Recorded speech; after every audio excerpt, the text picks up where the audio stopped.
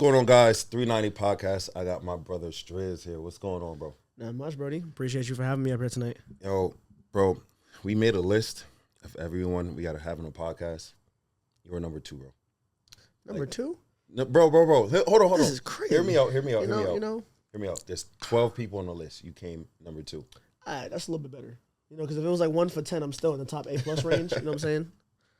I'll take it. So, bro, real quick, let's let the people know who we are. Starting off with you. You're the guest today.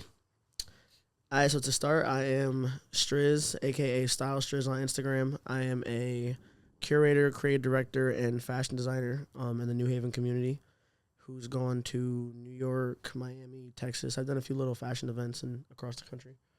And then I also create direct for We Heart R&B as well. All right, so you got a brand. What's the name of your brand? Or brands? Because you have... yeah. You're a real, true definition of an entrepreneur. What are your brands? I guess the first one would probably be the Strizz collection, which is my clothing line. That's kind of where it all started. Mm-hmm. So I'm wearing one of my tees now, but it's the God's Timing is the main face for the company, but the Strizz collection is the name of it. So it's a Christian-based clothing line, and then all of the work that I do is more faith-based. Okay. And outside of that, I run what's called The Selected, which is my fashion show company where we've usually averaged maybe 75 to 100 models per fashion show. Wow. And then we've done our first few in Connecticut, and then outside of that, I run a brand which is newer called Social Currency, which is like a social adaptation on where your emotion lies. So whether or not you're a brand owner, a businessman, or an entrepreneur who says that you really kind of run your city, but nobody's heard of you, now I started a new form networking group. Okay. Where that way we go for happy hours, but at the same time you can kind of track if you're known or not. So I'll pick different hosts of okay, this is a barber happy hour, and let's see how much motion you really bring to the table. Or you a singer, let's see how many people you can really bring to the table, and kind of do different things like that. Okay, what do you have planned for the future? Because, bro, every time I go online, pardon me, I see you're doing something, bro. You're staying active. What do you have next planned? Upcoming, I know my summer is probably going to be a little bit crazy. As it should be. Yeah, it's going to be ridiculous. No days off. Because I'm the creative director of We Heart R&B. Okay. So we've got a crazy extensive tour line lined up. And I think going through June and July, I'll be simultaneously creatively working on the tour for that, but then also running the fashion show for the Black Wall Street Summer Show. So August 13th, it's a Thursday, we're throwing our second Black Wall Street fashion show. It's there, I think, year 6. Okay, something like that. But when I tell you, the first time we did the fashion show, we did it at Cedar Park. Now we're going back to one of my home bases, which is the Omni Hotel, to try and do it on a bigger scale. Okay. And this one is going to be fun. So while trying to plan a fashion show and run the rest of the tour, and then contemplate if I want to do New York Fashion Week, I've got 3 main course things coming up this summer. So that's really what I'm working on, is just trying to figure out the right creative lane to do it without oversaturating my market, where it just seems oh my gosh, he's doing too much. I don't know what to come to, but to get everybody to come to all of it. How stressful is it to orchestrate all this stuff, get all your models, the clothing, the preparation, makeup? This sounds overall pretty demanding. My job's pretty demanding, but this sounds because you're responsible for a bunch of people simultaneously, and everything has to go smooth. I think, well, first, this is where, when you see how overwhelming it is, this is where, I got to give thanks to, Lacey, who's, my assistant / best friend. Okay. She, kind of keeps me, locked in when it comes to, me being overstimulated, but most of the creative work is mainly me. But I think that when it comes to going about the organization process for everything, it's all about separating your tasks by the month, I think. Okay, that's my easiest thing. So right upcoming May 16th, I have my casting call. So there's where I'll do my auditions, but they kind of lap over because I don't have my deadline for designers until the 31st of that month. So it's I kind of have room to see a whole bunch of models and see an image, and then I'll actually hone in and lock in in June. So I'm giving myself at least 2 weeks in between every bit of the function. Okay. To make sure it's all taken care of. But the maintaining part, I have my model coach Deja. She really is extremely helpful with making sure that I don't have to do all the talking with all the models.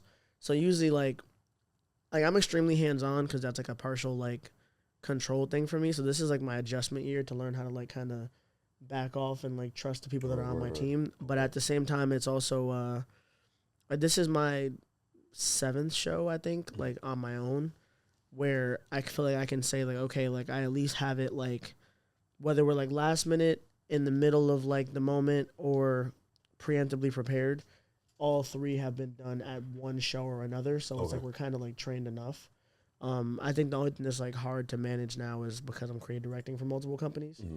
So it's like that's where I'm trying to shift. But the fashion show stuff is like it's split apart. Yeah, I can't wait to see that, bro. And it's like most of the models now, like Connecticut, like wasn't really like a big scene for fashion shows. Like there's a lot of creatives, don't get me wrong, but there wasn't like a big scene for fashion shows. I think the only person like when I first started that was throwing shows for real was like Chastity with CA Productions. No competition. Like, there wasn't like, it was just like us, you know what I'm saying? Yeah. So I think like in that space, she was already doing so well, like training so many different people that when I came, like my shows are a little bit simpler. Yeah. So it's like now to the point that like we've all like been, some of the models are recycled. Okay. Like if I'm going to pick a couple of models from the show, like if I go for like 100 people casting and I say I need 50 people, 9 out of 10 times they kind of know what they're doing. So that 50, I don't have to train as much.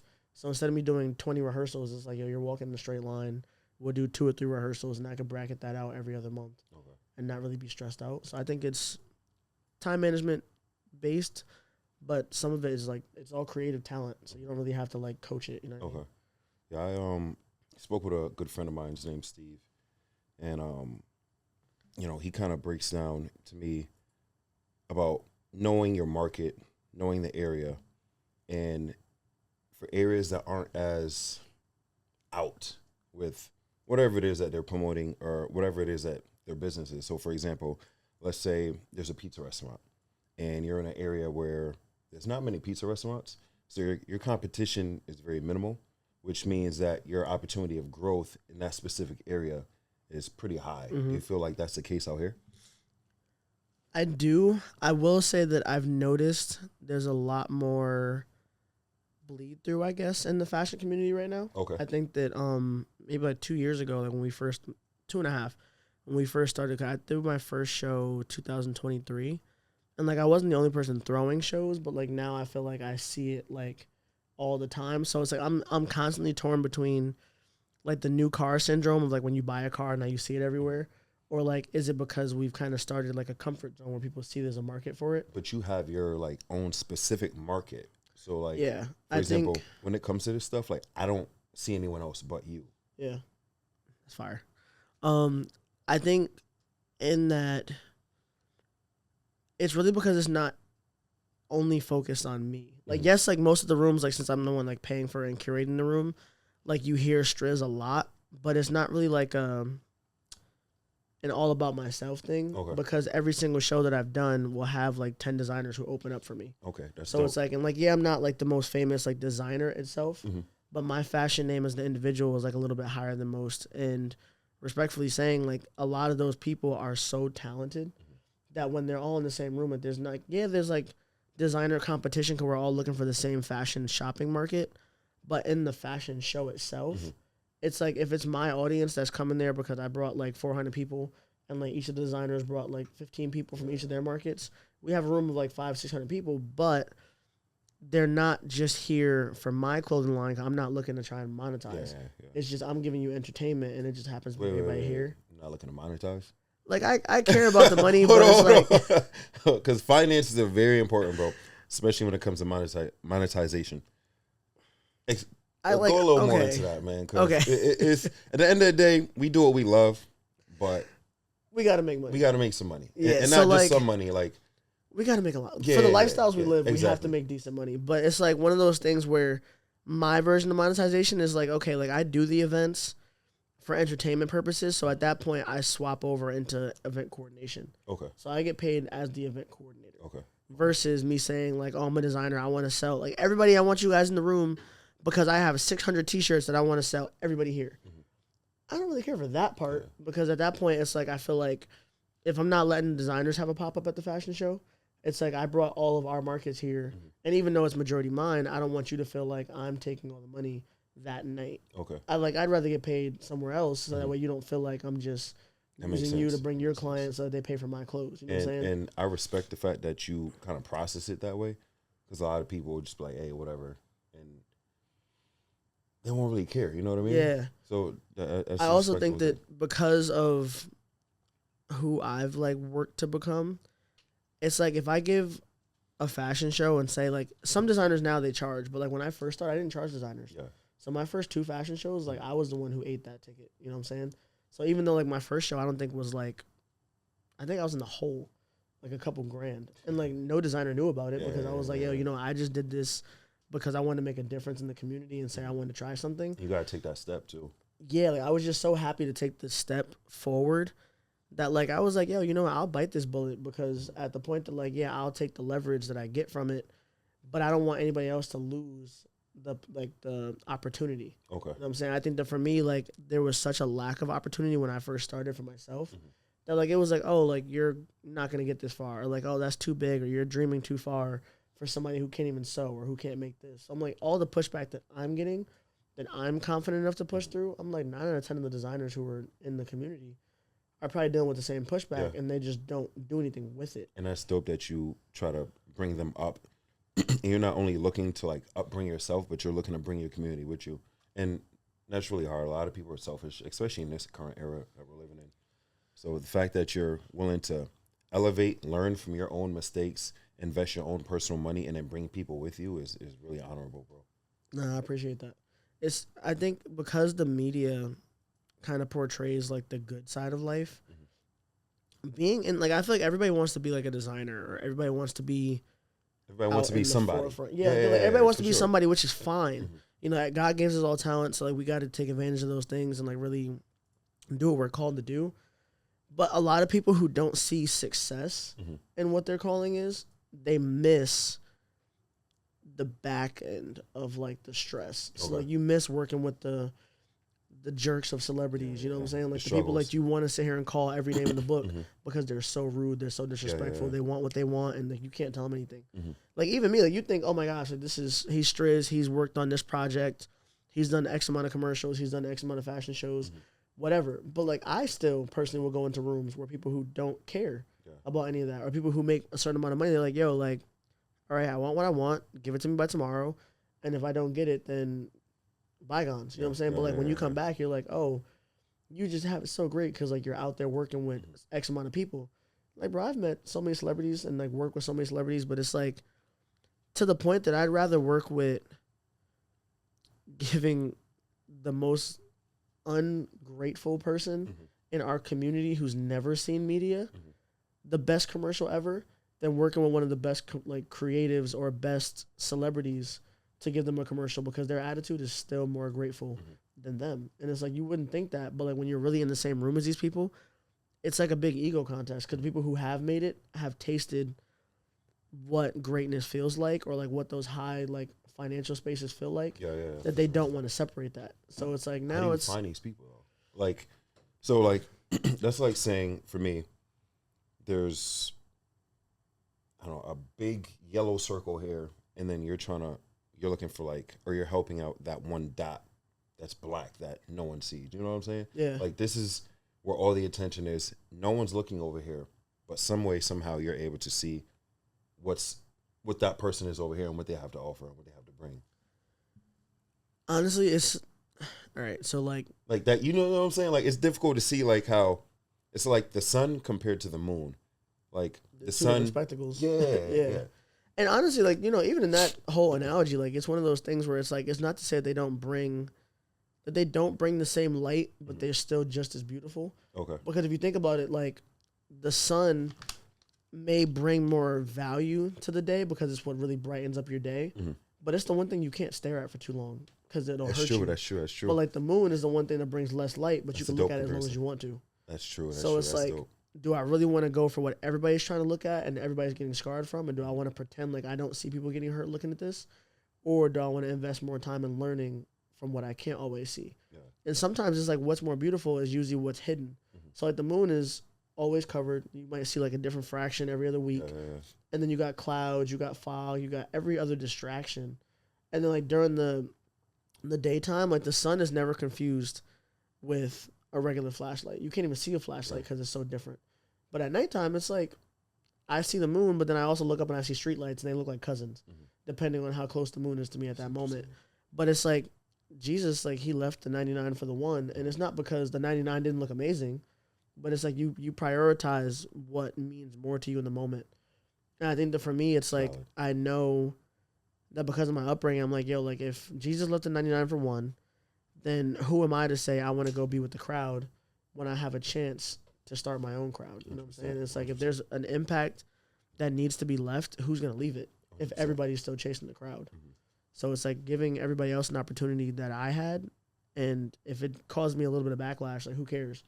Because at the point that, like, one person may yell at me and call me weird or annoying, or they might not like me, I have 100 other people here who are supporting me that now, hey, let's put the attention on this guy because he's worked hard all year and you didn't see it. So, you know what I'm saying? Like, it's like little things like that. It's like a trade-off, but it's like you take the emotional, like, dopamine lift where it's like, I've made this person's day because 100 congratulations don't feel as good as knowing what you did for somebody else. Because you can always hear a good job, but you can't always hear a thank you. I got one more for you, right? Let's get a little bit more personal. All right. You work with a lot of people, both men, women, but in this situation, we're going to focus on the women. All right. How does this work with your dating life, bro? Like, if you're dating, it sucks. Again, like, I don't know what your situation is, but like, how does it work when it comes to dating? Because I'm pretty sure, you know what I mean? You kind of red tomato. Bro, it's one of those things where, like, so back to what we were talking about before, like the celebrities thing. Being in the same room as them means 9 times out of 10 they think you took the same entry path as them. So, like, how so? Because, like, you look at celebrities, like, you're like, oh, like, this guy right here, like, oh, I know he's probably slept with like 90% of the girls he's ever gone to an event with. Or, like, this celebrity right here has 1,000 girls cheering his name. So, like, I know he's leaving there with something every single time. You see celebrities cheat on social media 24/7 and they get away with it or they don't. But, like, who cares? Because you see a celebrity, like, oh, he cheated, but that just means that he's single again. Like, that's how... Klay Thompson. You know what I'm saying? And, like, people are like, oh, like, Meg put him on. First of all, did you not know that, like, he's been in the NBA for, four-time champ. You know what I'm saying? Like, you think that he's never had a girl before? So it's like in those spaces, like, you see all these things, whether they do good or bad, publicity is publicity. 100%. And, like, women are always going to flock to... Not always going to flock, but, like, there's a group of women who will go towards money, motion, and motive. And in that space... I have something similar. So it's like, okay, I have something going for myself. I do make money. I do know how to dress. I do carry myself. And not to say that I'm, like, bragging, but I'm consciously aware of what I bring to the table. And in those spaces, people will look at it and say, oh, my gosh, like, so you must be living the same life because we see you on the same media spaces. Like, we did a lot of work and say, okay. So you're saying that's not the case, though? No, but it's one of those things that because, like... Is that by choice? Because I know you have the opportunity. Bro, and it's like, I don't think people understand it. That it's discipline. A lot of discipline. But it's like, for me, like I said, I grew up in church. So, like, I grew up in a space where, like, I was so, like, subconsciously aware that, like, I'm not going to do this because that's still sinning. 100%. Like, yes, I slip up. Yes, I'm not perfect in any way, shape, or form. But it's like, because that's in the back of my head, I've always been like, oh, nah, what up, sis? Like, some of the prettiest better than me, man. Bro, to the prettiest women in the world, I'm like, oh, like, for me, I can't miss an opportunity to stay who I am. So if I'm, like, mixing business and pleasure, it's because I'm pleasing myself to get good food. I'm like, oh, let's go get lunch. That's the pleasure I'll take rather than me trying to sleep with you. Because if I want you to model for me or work for me, I don't want you to be in a room full of people where, like, I come to work and, like, there's 10 girls in the room out of 100 models that have slept with me and, like, they've like all like, oh my gosh, you know him? Oh, I know him. Oh, I really know him. And now it's like I'm not comfortable in my workspace. You want to keep personal life and business life separate. So and I was also, like, transparently, I was in a relationship for 7 years. So, like, I was a friendly person, like, my entire life. Being in that relationship and having the church mindset, friendliness aside, you would never be like, oh my gosh, Jaden slept with 100 people. So even before, like, I became Strizz as, like, a fashion name, I still had morals. So now that even though I'm single, in the back of my head, I'm still living under the same, like, rules. Morals and guidelines, yeah. So, like, even though, like, it's like, oh, you can, or now you've gotten the freedom and you can go do X, Y, Z. In my head, I'm, like, so used to how I'm already living that I'll be in a space, I'll walk in a room and, like, a girl will be like, oh, my God, like, you're so fine. Or, oh, my God, I heard you sing at We Heart R&B. Or, oh, I saw you on the stage at this fashion show. Or, oh, you dress whatever. You do sing. I forgot about that. You do see? And like I'll sit here and I'll be like, oh, like thank you, but like if I'm in public, it's because I'm working, or like just showing face somewhere. So like I know there's cameras or eyes on me. So I'm like, oh, like thank you, I appreciate that. I'll walk away for 2 seconds. I come back, and like girls will be going, like they going. So if I see you talking to one of my homeboys, I'm not gonna circle back and try to like one up one of my homeboys for a conversation. For what it's worth, based on what you just said, if we see you outside, you're working. That's valid because I've never seen you outside physically and you weren't promoting, doing some type of work-related movement. You know what I mean? Yeah. So that's, now that you say that, like, I'm thinking to myself, like, yeah, every time I see him, he's working, he's networking, he's talking business, finances. It bites me in the butt. I can't turn it off. That's dope though, because a lot of people don't have that discipline. And you know what's funny? One artist that's very popular, different people have different ideas on this artist, but Future. You will not see Future out in public unless he's networking or he's working. And I think that's kind of what keeps him and his aura, because I believe he's like in his 40s now. He's like 41, 42, 43. Which is still crazy to me. That's what keeps him so like high up and elevated in like the current era we're in, because you don't see him. And when you do see him, he's working, he's marketing, he's dropping like fire music. And that's just like, for everyone watching, like that's a good mindset to have. And even if you want to be outside, restricting who you are and not allowing everyone to see you on a regular basis increases your value as a person. Would you agree with that? Yeah. And like even for Future, like if you think about it, like for him to be named as one of the most toxic men in society, and you're like, oh, like he's so crazy, like, oh, he might be a hoe or a player, or he like... Men can't be hoes, but go ahead, continue. You know what I'm saying? But continue. It's one of those things like when you see and hear all these crazy things about Future, when he drops an album, we tap in. 100%. When he's out in public, where people are fans. 100%. But it's like you hear all this negative, but because you can't see it so often, you don't care. And 9 out of 10 of the times, the people who you don't care about is because you see it so often that it doesn't mean anything to you anymore. Yeah. 100%. And I think that that's where there's a difference between like value and oversaturation. And I think that he's on the end of value where like no matter what he does, it's valuable to you because if he does something toxic, it's interesting. He does something good, it's entertaining. Yeah.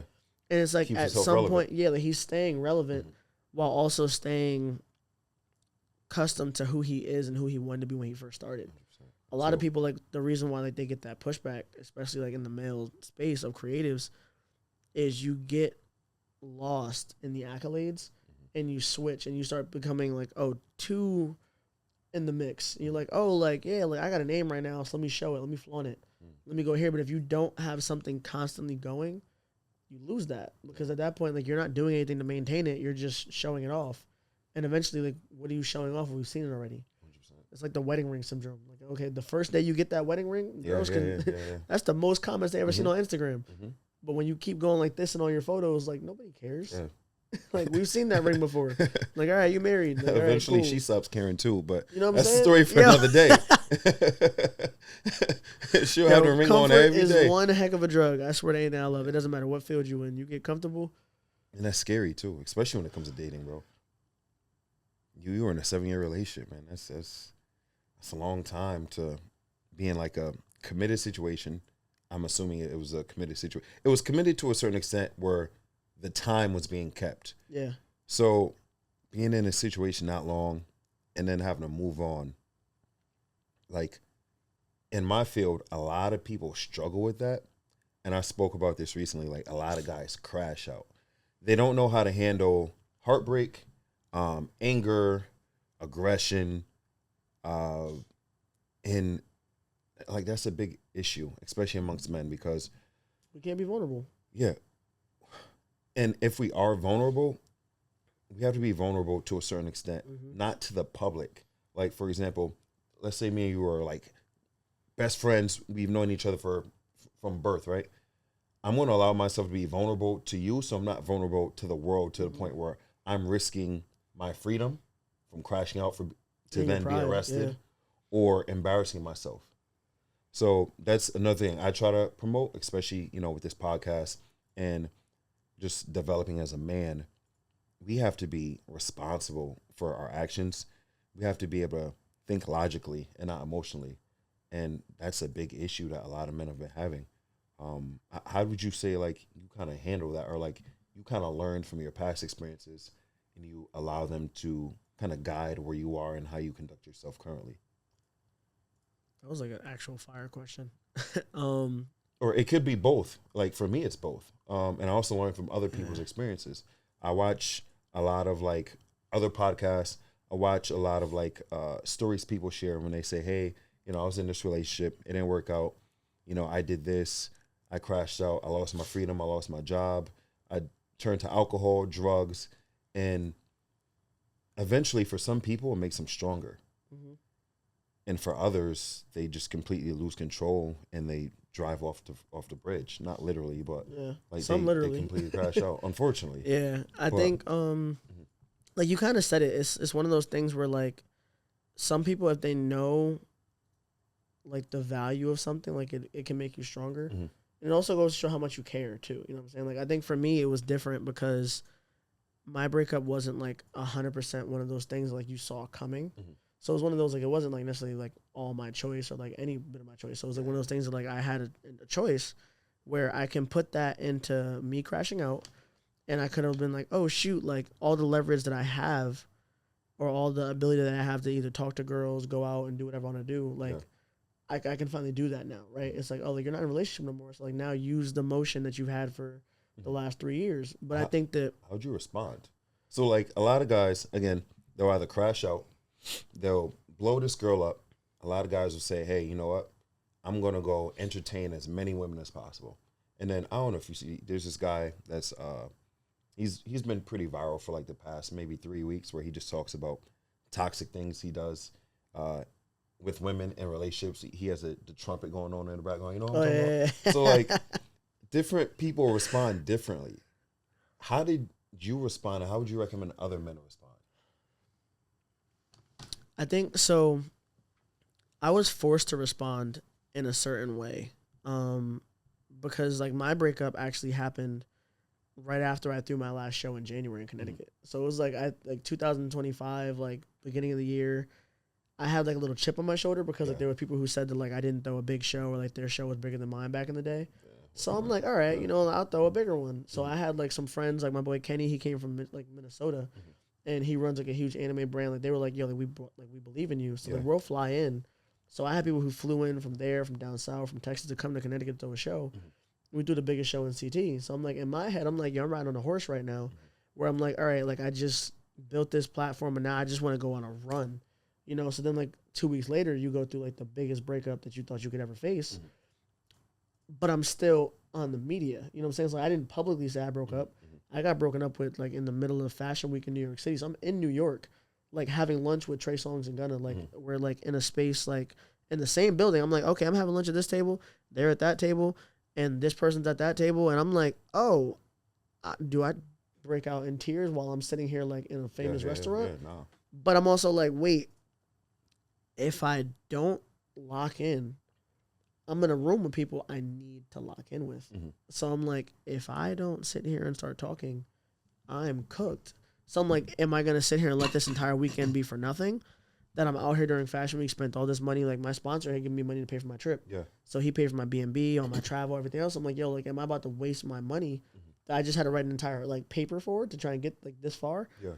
And it prepares you though. Yeah. It also prepares you so for when times do get difficult.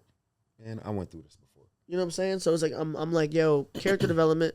But in my head, I also didn't think it was completely over. Mm-hmm. So like I acted in a way that like I didn't want to be the guy that like crashed out. And then that backlash and hit me like a month later, like, see, this is why we didn't get back together, because you were out here wilding and you couldn't manage yourself. Yeah. So I had to keep it peace. I was like, you know what? If I'm gonna crash out, I'm gonna do it on a business level.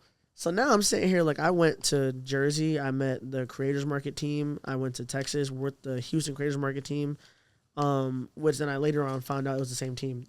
So it was like, but I went to learn as much as I could and meet as many people as I could. So I think I went on like a run for I was out of Connecticut for almost 3-4 months. Sheesh.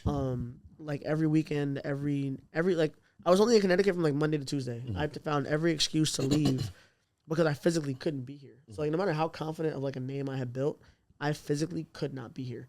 Every time somebody asked me, how's your relationship? And the ones who didn't know I broke up, and then the ones who asked me, how am I holding up, for the ones who didn't know we broke up, it was too much to answer in the same room. So even church, like I've been in church like my entire life. I had to take a break from church for a little while because I didn't know how to answer questions I didn't have the answers to. And in that, like I lost myself and found myself, but creatively, I kept working. So I think that like if I was to ever give anybody advice, it's like, yo, if you have something that hurts, like same with loss, like, you know, you lose a family member, a relative. If you have something that like, you know, you don't want to lose, you got to put that first. You know what I'm saying? Like, and like for me, like I put God first so that way I maintained what I had to do. And I was like, okay, like God, if you gave me this vision to become this fashion designer and this creative, then I can't fold. And I just announced I want to throw my first show in New York City. So I'm like, I've only thrown 2-3 shows in my entire life. And now I want to jump to New York Fashion Week and throw a big show. Yeah. If I lose control of the reins right now, I'm cooked. Yeah. And I'm like, all that work I did for my name, I would blow it at the expense of my emotions. Yeah. And not even my talent, not even like my team. So it's I'm not like, worth it. Yeah, I'm like, and at that point, like I said, I've been trying to put everybody on. So it's like at that point, if I'm trying to put on for my community, like if I fold, then everybody else lost an opportunity because I couldn't handle what I told them I could. So am I a liar or am I just going to give up? You know, I think that's where like you got to value where you see yourself more than where you currently are. Do you feel like that's because you have something to lose? So like a lot of people feel like they don't have anything to lose.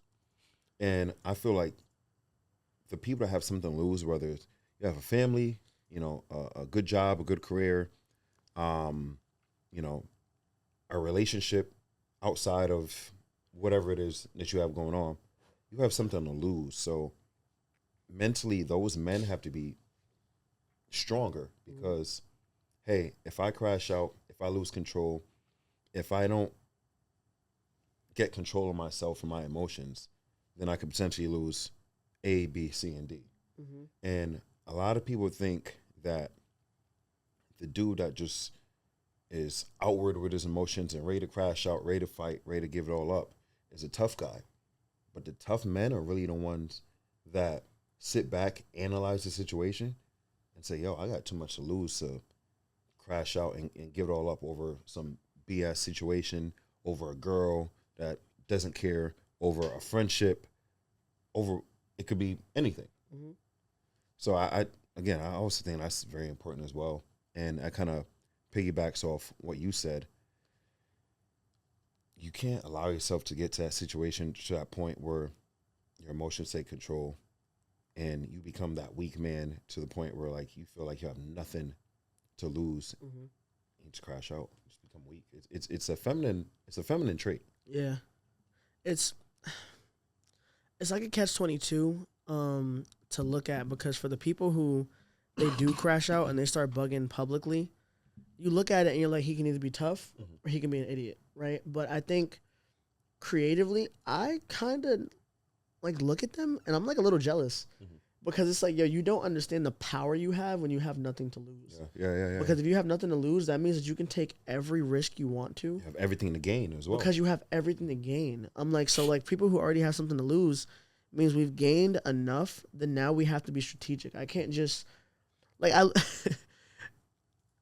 you're older than me, but like, you know how like when you look at people who are like twice our age and you're like, yo, like if you go to a basketball court and you see a 50-year-old playing basketball and he's doing the same thing as a 20-year-old, you look at him and you look at him like, yo, he's nice. But the reason is because he has something to lose, but he also has to play more strategic now. But like when you look at a 20-year-old, you're like, yo, he can go to the league or he can go wherever else, because like you see that like, yo, he's not going to get hurt the same. He's not going to like longevity. He has longevity, more potential. So it's like the people who have nothing to lose, they don't see the word potential. They just see, oh, I don't have what he has, so now I'm crashing out. But it's like, yo, bro, like if you really look at what you have, you technically have the possibility to hold more because my hands are tied. So yes, for people like us, like we have our hands tied, but we also have our head forward, so we can still keep going. So we're not like anywhere close to our peak or our potential. But there are people who have something to lose, but also no motive to try to gain more. Yeah. And I think that that's where you got to put everybody in a category to figure out like who's who. Mm-hmm. And I think that when you figure out who's who, like, you know, you got a little bit like you have more in front of you when you figure out who's who and in which category you're in. Okay. I think that's like, you know, fire too. So, just a common question I've seen kind of going around. People compare motivation to consistency, which you feel is more important, just overall, not just in your field, just overall motivation in comparison to consistency. Dang. That might be the hardest question yet. I have my opinion, but you know, I do want to hear yours. I feel okay. I'm gonna go consistency. 100%. Matt said the same thing. Yeah, but it's like consistency on the latter end, because like motivation. Okay, you can have the drive to want to do something, but you might not execute. So you can be motivated all your life and still have no product. Consistency though, like there's a level that becomes comfort where you don't want to keep working because now you feel like, oh, I've been consistent at the rate that I'm going, so I can maintain this. But then there's also the people who are consistently motivated. And I think that's the end of consistency, like I would say, is more important, because if you're consistent, but you're like, oh, I'm consistently chasing a new dream, then you got it. Because like you're never going to stay in one place. But if you're consistently in the same place, but you're still maintaining, great job, pat on the back. But if I see you consistently doing something different, or even getting further in what you're doing, or you haven't given up on something, that's what I think is more important. But like not just the word consistency, but the portion of consistency. I know it's a lot of big fishes. For example, like Elon Musk, the Jeff Bezos of the world. They say consistent, but they're always looking for more, always trying to do more, always trying to elevate. Whether it's good or bad. But always, you got to give them the credit. And that's why Elon's currently the richest man on the planet, because he has a hand in this thing, he has a hand in that thing, he has a hand in this thing. He's trying to develop spacecraft, trying to develop EV vehicles, solar. And that's like, I felt like I've always been that way in my life. And I know a lot of people are, but it's kind of one of those things that you're either born with it or you kind of just don't have it. Yeah. So it's like the Tom Brady, the Mike Tyson, the Michael Jordan gene. You know what I mean? Yeah, it's like you have the gene, but you also work at it. You don't give up. Like even Michael Jordan, like to say yes, he trained his butt off. But like, bro, there's people who I know who have more work ethic than Michael Jordan, but they'll never be Michael Jordan. So it's like at that point, it's just waking up the gene, not like, okay, he had to create this gene. It was always there. Yeah. It just took whatever it took to get there. Like that, oh, you're not good enough for this? That's like sometimes all it takes for somebody who really knows they're good enough. Like, are you kidding? You know what I'm saying? Like, it's like, yo, bro. I love that, bro. I love that. Bro, sometimes I literally, I kid you not. So Marcel, the owner of We Heart R&B, like one of my closest friends right now, we argue like brothers who've known each other our entire lives. Like you see us and but oh, these two have like some of the biggest names in the city. We're both 26 years old. We're both young and we're lit, but we argue. And like I think the funniest part, like to that point, we argue so much that we both have the same problem. That the only reason why we do half what we do is one, because we want to make an impact, but two, because somebody told us we couldn't. Yeah. And like it's to the point that we'll joke about it, and I'll be like, "Yeah, we were laughing one day about some like dumb. Oh, would you pay for your wedding and fly everybody out to go to like Greece, and if it costs you $100K?" And he's like, "Nah, I want to spend $100K on a honeymoon, but I'll do my wedding like locally." Yeah. So I was like, "Why? It's the same amount of money." I was like, and then we went back and forth, and then he was like, "All right, so how much money would it take for you to say you're gonna fly out like 100 people to go to your wedding?" I'm like, "Oh, if I got like 200 mil in the account." And then he's like, "All right, so when do you think you're gonna have that?" So we're joking about when we're gonna have it, and then like afterwards, I was like, "You know what? Like, yeah, bro, send me a text real quick." So I had him send me a text that said, "You will not have X amount of money by the time you're 30." So that way, in the back of my head, I keep on trying to get that number. So even if I don't get that number, I got close to it, all because I was trying to prove a point. Got you. Sometimes it just takes that, like, you got to prove something, even if it's childish. Like, sometimes, like, fever dreams start because you were sick of being, like, in the same space. So you want to get married? That's something you see yourself? Yeah. All right. Oh, that's another touchy one, man. What's your views on marriage, especially in this era? Because Yeah. things are a bit different, especially this dating pool. How women are developing, how men are developing. There's a clash, and I kind of want to help fix that, bro, because like men are trash talking to women, women are trash talking to men. There's like a small group in the middle that kind of are like, let's try to make this work no matter what. Those are the the romantics. But the loud people are the people that are hurting the dating market, are kind of putting like a bad image on it. Yeah. What are your viewpoints on it? Like, how do you see yourself going about it? Has the current era of relationships and dating and social media kind of changed how you date, how much you spend on dates, what you look for? Like, has anything changed? And if so, like how? Like, what are your steps? Thankfully, I feel like when I first started dating, like my ex, like I knew, okay, like you've got qualities I could see in a wife. You know what I'm saying? Yes, there was like a lot of still feel that way. Yeah. Okay, it was valid. Nah, I still feel that way. I'm like, yo, like I give her like all respect. But I think that, of course, there's things that you see in a lot of people nowadays that like kind of turn you off. But I think in this space, a lot of the generation is in their freedom era, right? Like it's like everybody's like in competition to get back what they lost, forgetting that they haven't lost anything. They just had a bad experience.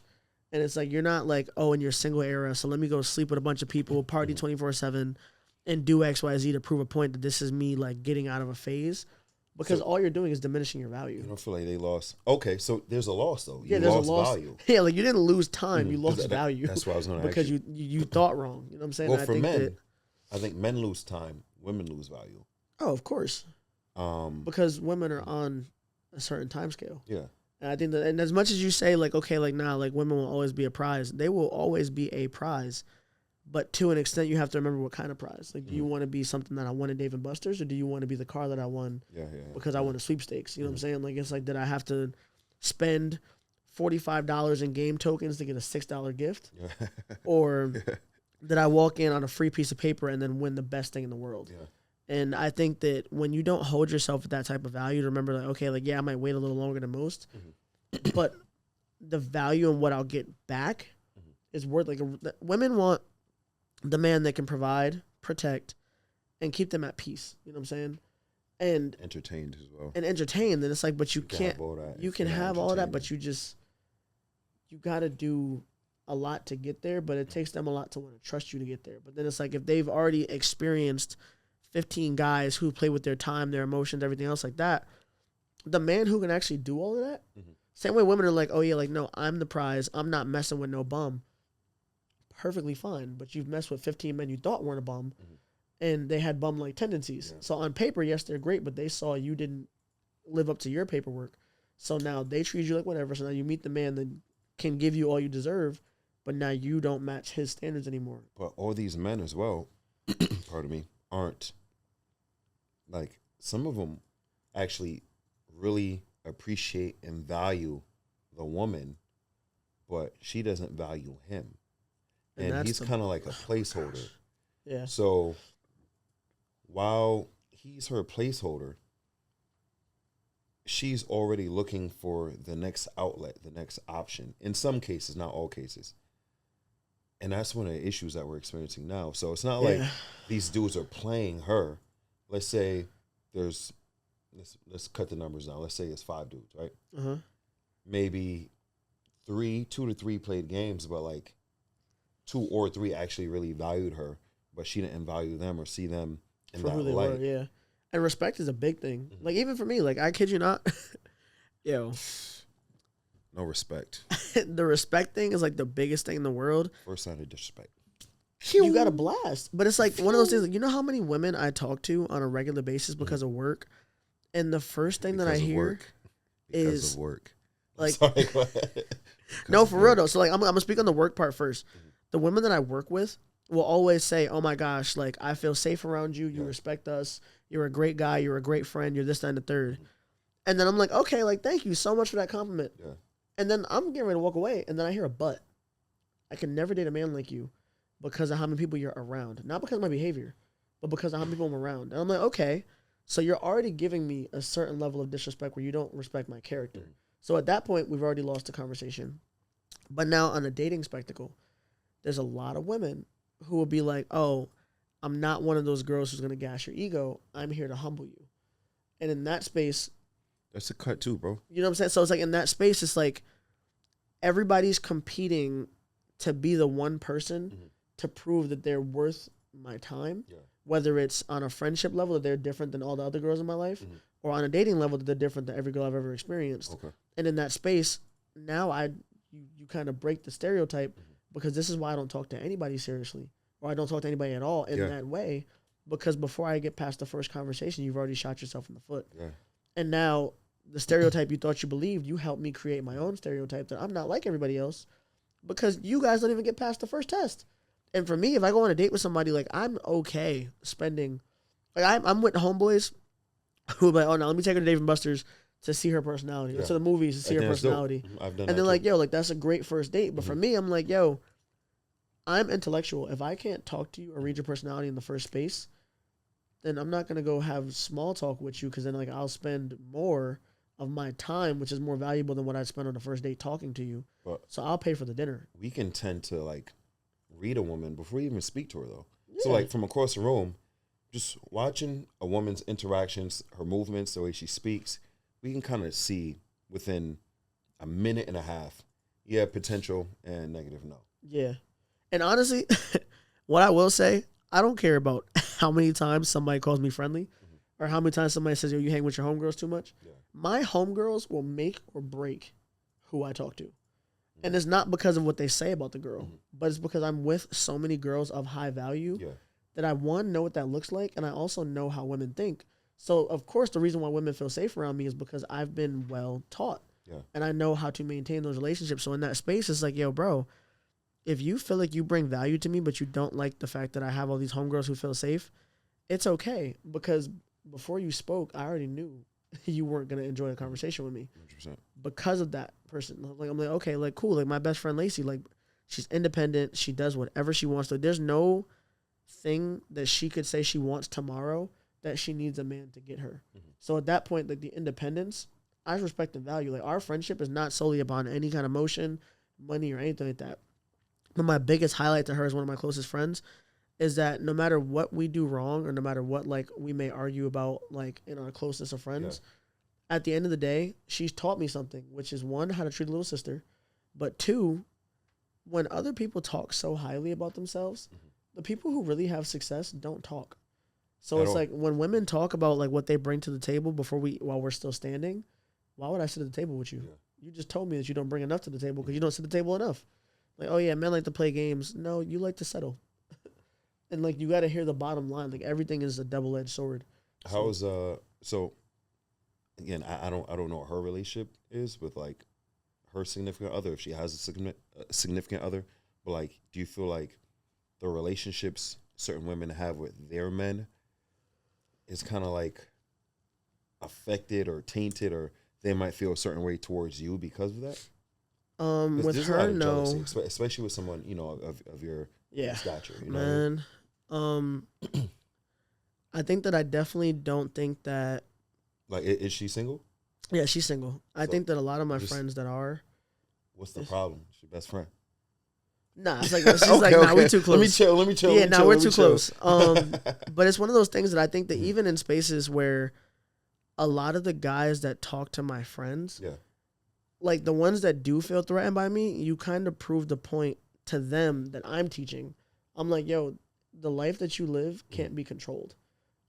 It has to be respected and catered. Yes, you tweak some things when you get in a relationship, but like, yo, me being your guy friend, or like to any of my homegirls, like me being your brother or whatever, like if we get cool and you have to cut me off and I've never crossed a boundary with you, that's a red flag in itself. Some of my homegirls will still talk to that guy and they'll be like, oh, well, this is just what it looks like to be in a relationship, because they're used to, like, thinking that that's what has to be done.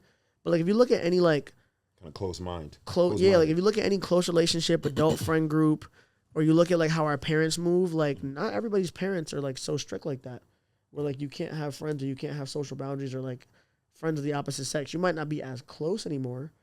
But like if they're already coming in there with red flags and things you got to change before you even start, that should tell you something. So for me, I don't mind when like guys try to talk to my homegirls and then like they try and tell them what they can and can't about me, or they try and like throw shade on me to get them to not be cool with me no more. Like, bro, my name is my name. You can say whatever you want to, but that's not gonna change any of my accolades. All you did was show that you don't like me. So like for that, like I don't really see that as an issue. But sometimes it does become like I have a lot of friends that I've been friends with for years that like you'll be like, oh my God, Jaden, you have so many girlfriends, like whatever. No, like at the time of like that month in 2022, I had 3 friends that I hung out with because we were like in a certain friend group. But now 2 of them got boyfriends that were like insecure or strict. So that changed the dynamic of the friend group. So then for me, I got a new friend group. Like not to say I replaced it, but just naturally I got new friends. And then either the same thing will happen or we just naturally drift apart. So now you're like, oh, Jaden, you have so many friends. Yeah, but they're all from different time periods and different situations. Well, because of my name, I'm always the person that either gets left out or included. There's no in between. So, and a lot of that, like a lot of the times now because of my name, you'll see like the people who fell off years ago that couldn't hang with me as often now are my biggest clients because that's their only way to support me or still be in my life. So that some of the girls that couldn't be my homegirls anymore, they're my front row seat buyers on a fashion show because that's a night out, a girl's night out. And like they can also support me and see me in the same way without infringing the relationship with their significant other. So with that being said, like how important do you feel like your ability to just keep it moving, to like break off and just keep it moving? Like how important is that? Because I'm a very, hey, red flag, I keep it moving. We won't ever have to talk again. How do you feel about that? Like it's just hard. Your ability to walk away. Yeah, it's hard. Because like for me, like if I love you, like whether it's at a friend, a cousin, an auntie, or a significant way, like we're locked in. Like, even me and you, like have to get like, to a certain level before you can love that person, right? What if it's to a social extent, 3 months into a friendship or a year into a friendship, like is the ability to walk away, does it get easier the shorter the relationship? Nope. No, you don't think so? Because like I said, like I'm really like okay. I was raised by just me and my mom, so like I'm an empath at heart. Like I've been raised by only women my entire life. Okay. My god sister, she was a dancer, so like her dance troupe was like 20 girls. So all I grew up with was women. So like emotions is like a real strong thing for me. So like even like me and you, like we're brothers, but like we don't talk all the time. Yeah. But like if you were to like we never spoke again, I'd be like, dang, I wonder how bro's doing. Even though I meet like almost 300 people a week. But would you reach out? Yeah, and I would reach out and be like, oh shoot, like because I know there's like a friction there. I'd be like, hey, hope you're good. Because like for me, like I said, like it's one of those things where like my OCD or my like break off of my ADHD is like I hyper like fixate on friendships. Okay. So like I always make sure like everybody is good around me because I have like that like protective heart. So like for me, I'm like, okay, like if we're friends for 3 months, I'm not the friend that like will talk once a month for those 3 months. So then I'm like crying over those 3 conversations. But if we're friends for 3 months, we talk almost every other day or every day. So now it's like there's certain levels of like mental closeness because I know you're because I'm trusting. Like people like, oh my gosh, like I know you have good insight, so I'll tell you my personal life. So now I'm partially invested. So whether or not you know a lot about me, I'm still invested about like what you guys have. So when I like lose friends or lose spaces, every single one of those relationships means something to me. So like I'll sit here and be like, oh, like I'll pack out a room of 500 people. But like 450 of them, I have a personal relationship with. But you don't feel like there's ever like a moment where it's like, okay, I gotta walk away from this. Oh, I can walk away. I can walk away physically, easily, and you'll be like, oh, you're fake or you don't respond. Like I check my phone, like I'll hit read all on like a Monday. By the end of the week, I'm already at 3,000 text messages.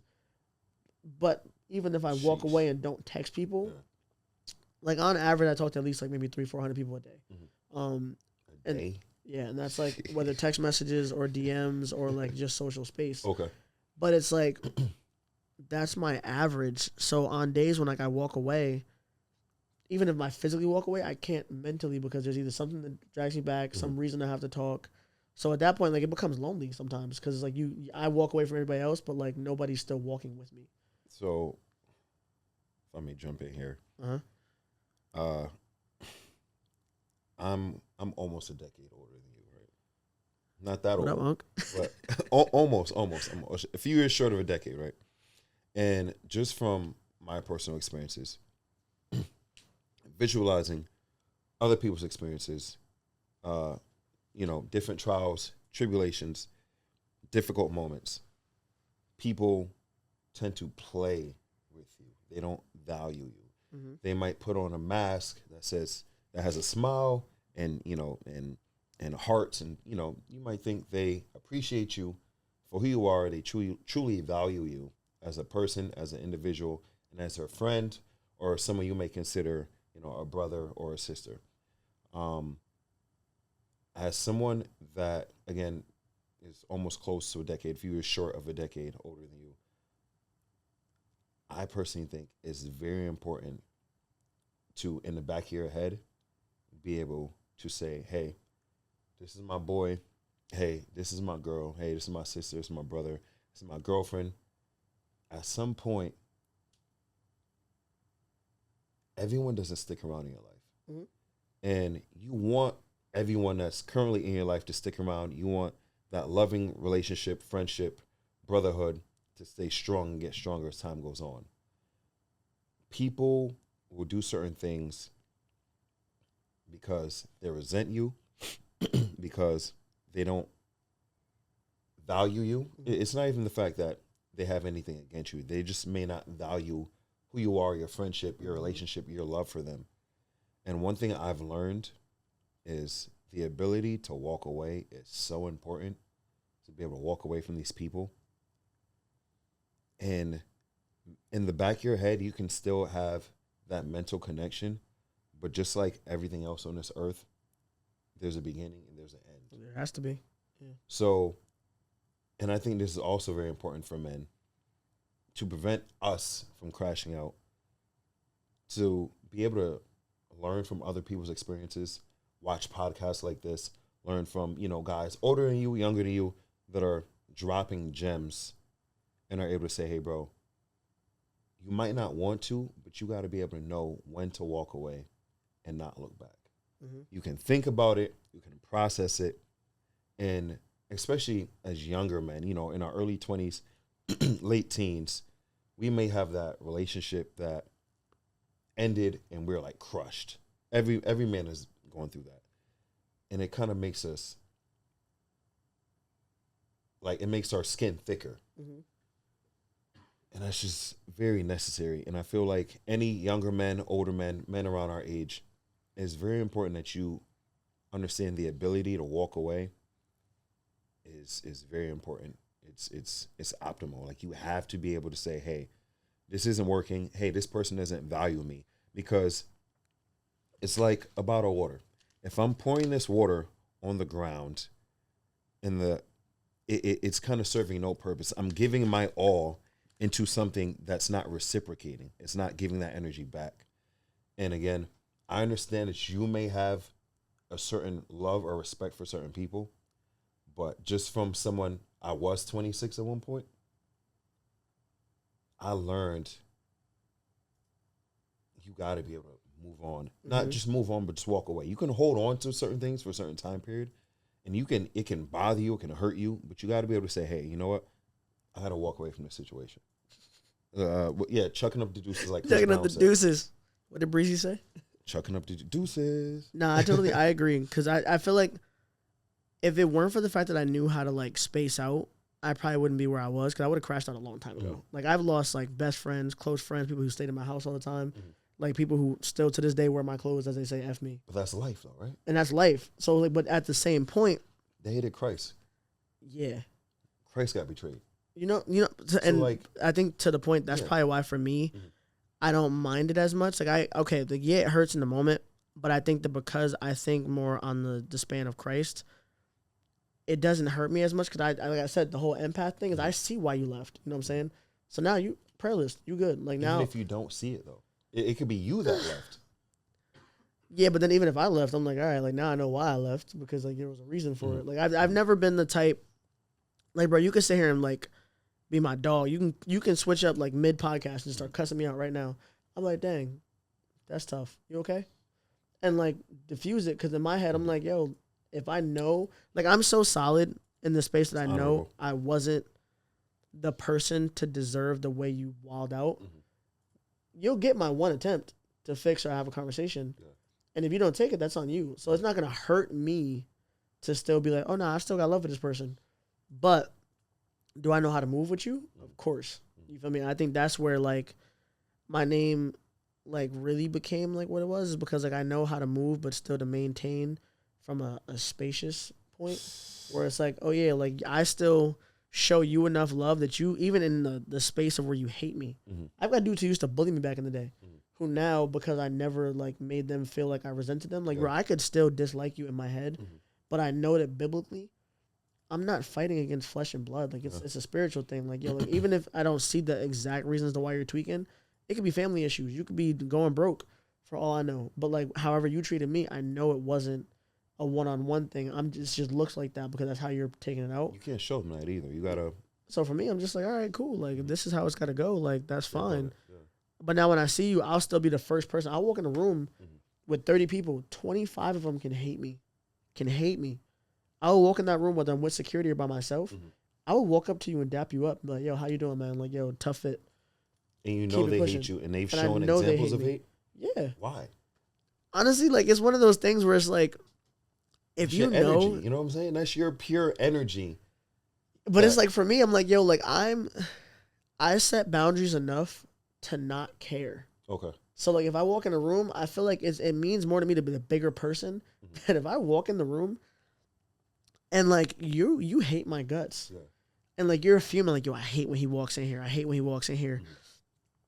And, like, the people at the table that love me are like, yo, why do you hate him? Yeah. And then I come over and dap you up. I just made you look so small that, like, now no matter what you say after that, you look like a hater because I didn't reciprocate how you felt. Okay. And now at that point, I'm like, yo, so now whether or not it benefits me socially, physically, or anything like that, like, of course, there's some people who, like, we mutually don't like each other. Yeah. And, like, if it's beef, I'm not going to walk up and dap you up because, like, all right, I might get punched, and now that's not going to end well for anybody else besides me. You just reminded me of something. So I'm like, but there's some people who, like, I'm like, all right, you might not socially like me, or, like, your girl might be too close to me, or she might have walked to one of my fashion shows and you don't like me because of that. But, like, respectfully, if you explain, like, I'm the king of saying, say it out loud. Okay. Like, no matter how petty it may sound. Like, if I'm mad at you and I'm like, oh, so you're mad at me because I worked my butt off to become a fashion designer and they want the opportunity to better themselves by being in one of my fashion shows. It doesn't directly benefit me, but it benefits them. And you don't like me for having the platform that somebody you love needs. But, like, if you said you're proud of them and they need me to get to where you want to be proud of them at, then you hate me for that. And when you say it like that, you're like, yo, okay, like, now I'm bugging. Like, I really hate somebody who has an opportunity. Yeah. And, like, if you really word it out like that, like, every situation, am I really going to spaz on this guy because he's already drunk in the bar and he just told me he doesn't like me because I'm friends with somebody he doesn't like? What does that benefit me for? Yeah. So, like, for me, like, that's my immediate thought is, how does this look if you had to put this on paper? Do I look stupid?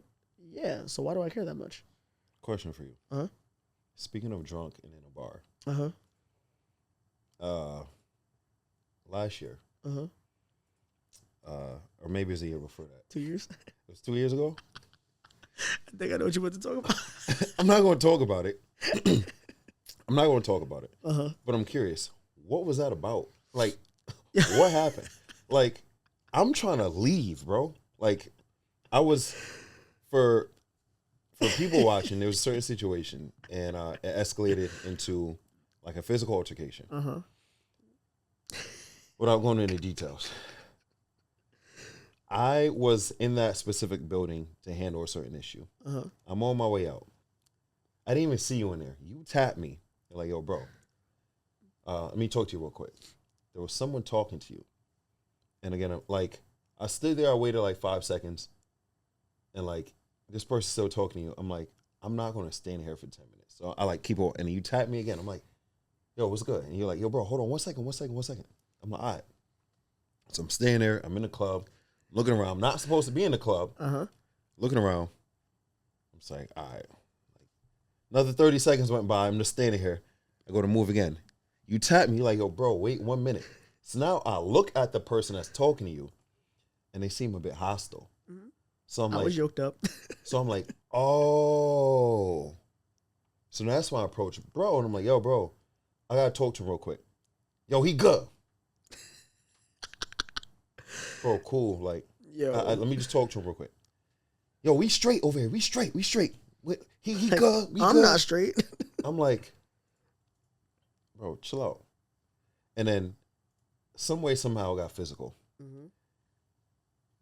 Someone got crazy. I ain't gonna go into details. What, like, I'm still to this day, even though it happened 2 years ago, confused because that whole thing turned into a big mess. Mm-hmm. Like, other people got involved. That is what I call the definition of if I take my hands off of the room, mm-hmm. that's what happens. You feel me? And I think a lot of people don't really understand the value of how I move in a room. Like mm-hmm. I said, I walk in the room and I make sure everything's taken care of. Mm-hmm. Like I know who's here. I address you even if you don't like me, right? Mm-hmm. At that night, it was right after my first fashion show, my debut. Yeah. And I was supposed to have an after party. Mm-hmm. So in the club I was supposed to have the after party at had promised me a deal, like 50% of the door at the time. And then I get entire room to my event. Mm-hmm. Somebody wanted to double book promoters. So then they tried to give me we'll just send anybody that comes to your event upstairs. Mm-hmm. So now I got an after party for a fashion show that had 400 people mm-hmm. and 100 models, so 500 in total. Yeah. So even if half showed up, I got 250 people ready to go to a party. Mm-hmm. And you're trying to stuff 200 and something people into a capacity space that only fits 60. Yeah. So when I got there, even though I'm the person who ran the event, security didn't know who I was mm-hmm. because that was, again, like I just started my name thing. Mm-hmm. And it was my first show. So people knew who I was as Strizz, but not as the curator. Okay. So I walked in, I guess people who didn't come to my fashion show because they didn't respect me that much still wanted to come to my after party because they knew there'd be women. 100%. So I get that. They bought sections that were already pre-bought by me. Which is why I was in there. So then I was like, mm-hmm. yo, we got an issue. So I'm going up to security. I'm like, yo, I want you to clear this whole thing out. And they're like, so before you got mm-hmm. there, they're like, yo, you can't even get up here. Mm-hmm. I'm like, what do you mean I can't get up here? So I'm like, yo, did somebody who just touch my chain and push me like down 2 steps and tell me I can't get in there and you're a security guard? And I'm like, you do realize I'm paying you tonight, right? Like, I'm the one who's breaking you off. Yeah. So then, like, before all my guys, like you and the rest of all my other friends, like, that was there, like, to just come and enjoy the night, or they're just not supposed to be there, but they just ended up there. Mm-hmm. I'm like, all right, cool. So I'm like, first of all, you're going to move. So now I'm like, all right, I'm trying to be respectful, but I'm like, I'm also dismissive because I'm mad at this point. So I'm like, you move. I go past him. I get upstairs, and somebody's drunk. And I'm walking through a section trying to do like a head count of who I want to keep up there. Yeah. And I get elbowed in the head by accident by a drunk guy dancing. Mm-hmm. So I'm like, yo, bro, like, keep it P. And then he doesn't hear me. He elbows me again. So I'm like, all right, bro, like, you're bugging out here. I'm trying to be very respectful. I'm in charge. So I'm not trying to be the guy that's like already tweaking on the VIP space. So then I started moving out the way, and then somebody else cracks a joke and was like, yo, you just hit Strizz. You better watch out before you get taken out of here because, like, everybody in here is with him. Mm-hmm, mm-hmm. So, and then he's like, what? Like, I don't care who he is. Yeah. He a little fashion designer. I'll take care of him myself. Was this the dude? Yeah. So he's like not knowing who I am at that point. And that's why I said, like, the value of me being the calm one is that if I'm not calm, it's for a reason. Yeah. But I don't like to come out of that space because for me, it's like you put a hand here, you got 15 hands on the way for you. Yeah. So I'm like, I'm not trying to crash out because I'm in a room with a bunch of crash outs. Mm-hmm. So I'm like, yo, gang, I'm not even about to tweak right now. You good? His boy, who's also drunk, is like instigating. Yeah. So he's like, oh, word? Like, yeah, you better listen to him. So I'm like, I snapped and I said, yo, dead it. And I snapped my finger. And he's like, you just snapping me? So now he's mad. Mm-hmm. So I'm like, bro, you go ahead. So he's like barking, trying to fight me the first time. I'm like, bro, I'm not about to say this. I walk away. Like, I just walked away, like mid crash out. For what it's worth, bro, you little broed him, like. Yeah, as I wanted to. Right. And he's also 10 years older than me. So I'm like, all right, I little broed you at an event like where you thought you was that guy. And you thought he was, but the way he moved was like, yo, I got my boys with me. Mm-hmm. So like, who are you? And then his boys are the ones who said, don't touch me. Mm-hmm.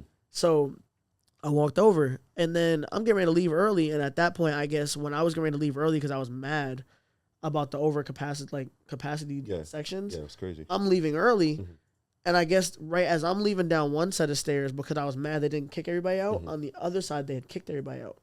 So now he's on the bottom, and they weren't gonna refund him. So now he's at the bottom, and he's like, "Yo, why'd you tell him to kick me out?" So I'm like, "Yo, gang, I'm not doing this with you." But mind you, I have 15 of my boys watching him. So I'm like, "Yo, guys, breathe. because I don't want y'all to make a scene in here while they're already like trying to calm everything else down. So I told my boys, go ahead.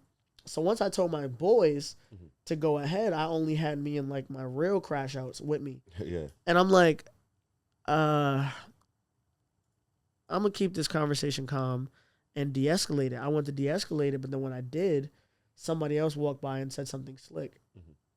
Escalated again. So now I went to try and walk away because I saw it was about to get fishy. I didn't want to start something. I get grabbed. So, but the way he's grabbing me is like right here, so I can't move my arms to like push him off me. So then I saw you walking by. And I'm like, I don't want to involve any of my people because if I make it look like I'm being yoked up in the club, a lot of people are not going home. I couldn't tell. Yo, so and all my boys already walked out. So I'm like, bro, I'm keeping it so P. Having a conversation. So then I tapped you and I was like, yo, like, if I can't de-escalate this in like 10 seconds, I want you close and I got my boys on this side. So then I'm thinking I'm good, and then he re-yoked me, and I'm like, all right, bro, like, now you're getting me tight. And now at this point, like, I don't feel like conversing anymore because I don't want to come out of character. So then I'm like, all right, bro, like, like I felt myself, like, getting mad. So I'm like, all right, cool, that's my second time tapping you. But he was trying to, it was so discreet that, like, nobody knew that I was yoked up. It looked like you guys were having a regular conversation because I kept it so P. So then I was like, yo, gang, you got about 2 seconds until I say start. And then he's like, what? So then that's when I was like, you know what? Before I do that, I felt convicted, like getting mad. I'm like, bro, why am I mad right now? Like, it's my debut. Why am I mad? Yeah, it's your day. So then I tapped you again, and then that's when you realize, okay, this isn't a regular conversation. I seen his lip. He had like a. Yeah, he had the twist. Oh, I'm like, so I'm like, all right, bro. So then at that point, when you were like, yo, stop talking, then I was like, all right. And then I was trying to still de-escalate it, but once he let go of my arms, I got picked up. I didn't even see that, bro. Nobody did because, like I said, it's all my when I'm in a situation, it's so like peaceful to get out of. Like I've never been pressed in the first place. So because me and him got into it. So then y'all are talking. I'm wait, like I'm like we weren't talking anymore. No, like I'm like before when he turned to you to tell you to like nah, we're good. Once he let go of me, I went to move, bro. I'm in the air. Like my brothers took me out. I'm out the door. And I felt like, I'm like, wait, hold up. And then they're like, nah. I'm like, yo, next you know, I'm outside. And then everybody else comes outside 5 minutes later while I'm leaning up against the car. Yeah. And I'm like, they're like, oh, yeah, like this just happened, that just happened. And they're like, yo, somebody in there, I saw Mace. And like, I'm like, yo, I'm just sitting here like, wow. Yeah. That happened. Yeah, and I didn't even see you or anybody else. I got like 2-3 weeks. Stuck with the situation, bro. Because now, like, I didn't even see you. Now his energy's directed towards me, bro. And now me and him I'm like, what's going on? Me and him are going. Now me and him, I don't know if you saw. Me and him we're like tussling now. Word? Yes, bro. Me and him are tussling. So we're like tussling, and then his boy comes over and says, "Yo, get off my boy, get off my boy." So I'm looking around. I'm like, yo, all my boys left out. I'm dolo. I'm not supposed to be there, bro. I'm dolo. We did what we had to do. We did our business, and we were leaving. So now, me and him are wrestling over by the bar on the first floor. We're like tussling. We're like grabbing each other up. So it got to a point where like I'm pushing him back, and then his boy comes, and his boy like post up, and now like I can't push him anymore. Now I feel my boots slipping or my shoes slipping because the floor is wet by the bar. So now I'm like, man, this isn't about to go good for me. I'm dolo. So. We're still tussling. One of my boys just happens to be upstairs, and he's leaving as well. He sees what happened. Now it's even numbers. Even numbers, yeah. It got out of control. Everyone, bro, but it was like in the matter of seconds, bro. Like that was like immediately, bro. Immediately, and you say you're outside, so you saw everyone clear out. It got crazy in there for like a minute, and it was just wild. And I'm just like, what was that? Like, I'm just trying to get up. I did my business. I'm leaving. I'm minding my business. You know, ever since, because of that situation, everywhere I go now, I make sure I have personal security. Oh, 100%. Or I don't go anywhere regular. And like, people get mad at me, like, oh, like, who do you think you are? I'm like, bro, respectfully, I just think I've seen enough that like, if I'm out somewhere by myself, even if you see me by myself, never assume I'm by myself. I may be walking by myself, but never assume I'm here without being comfortable.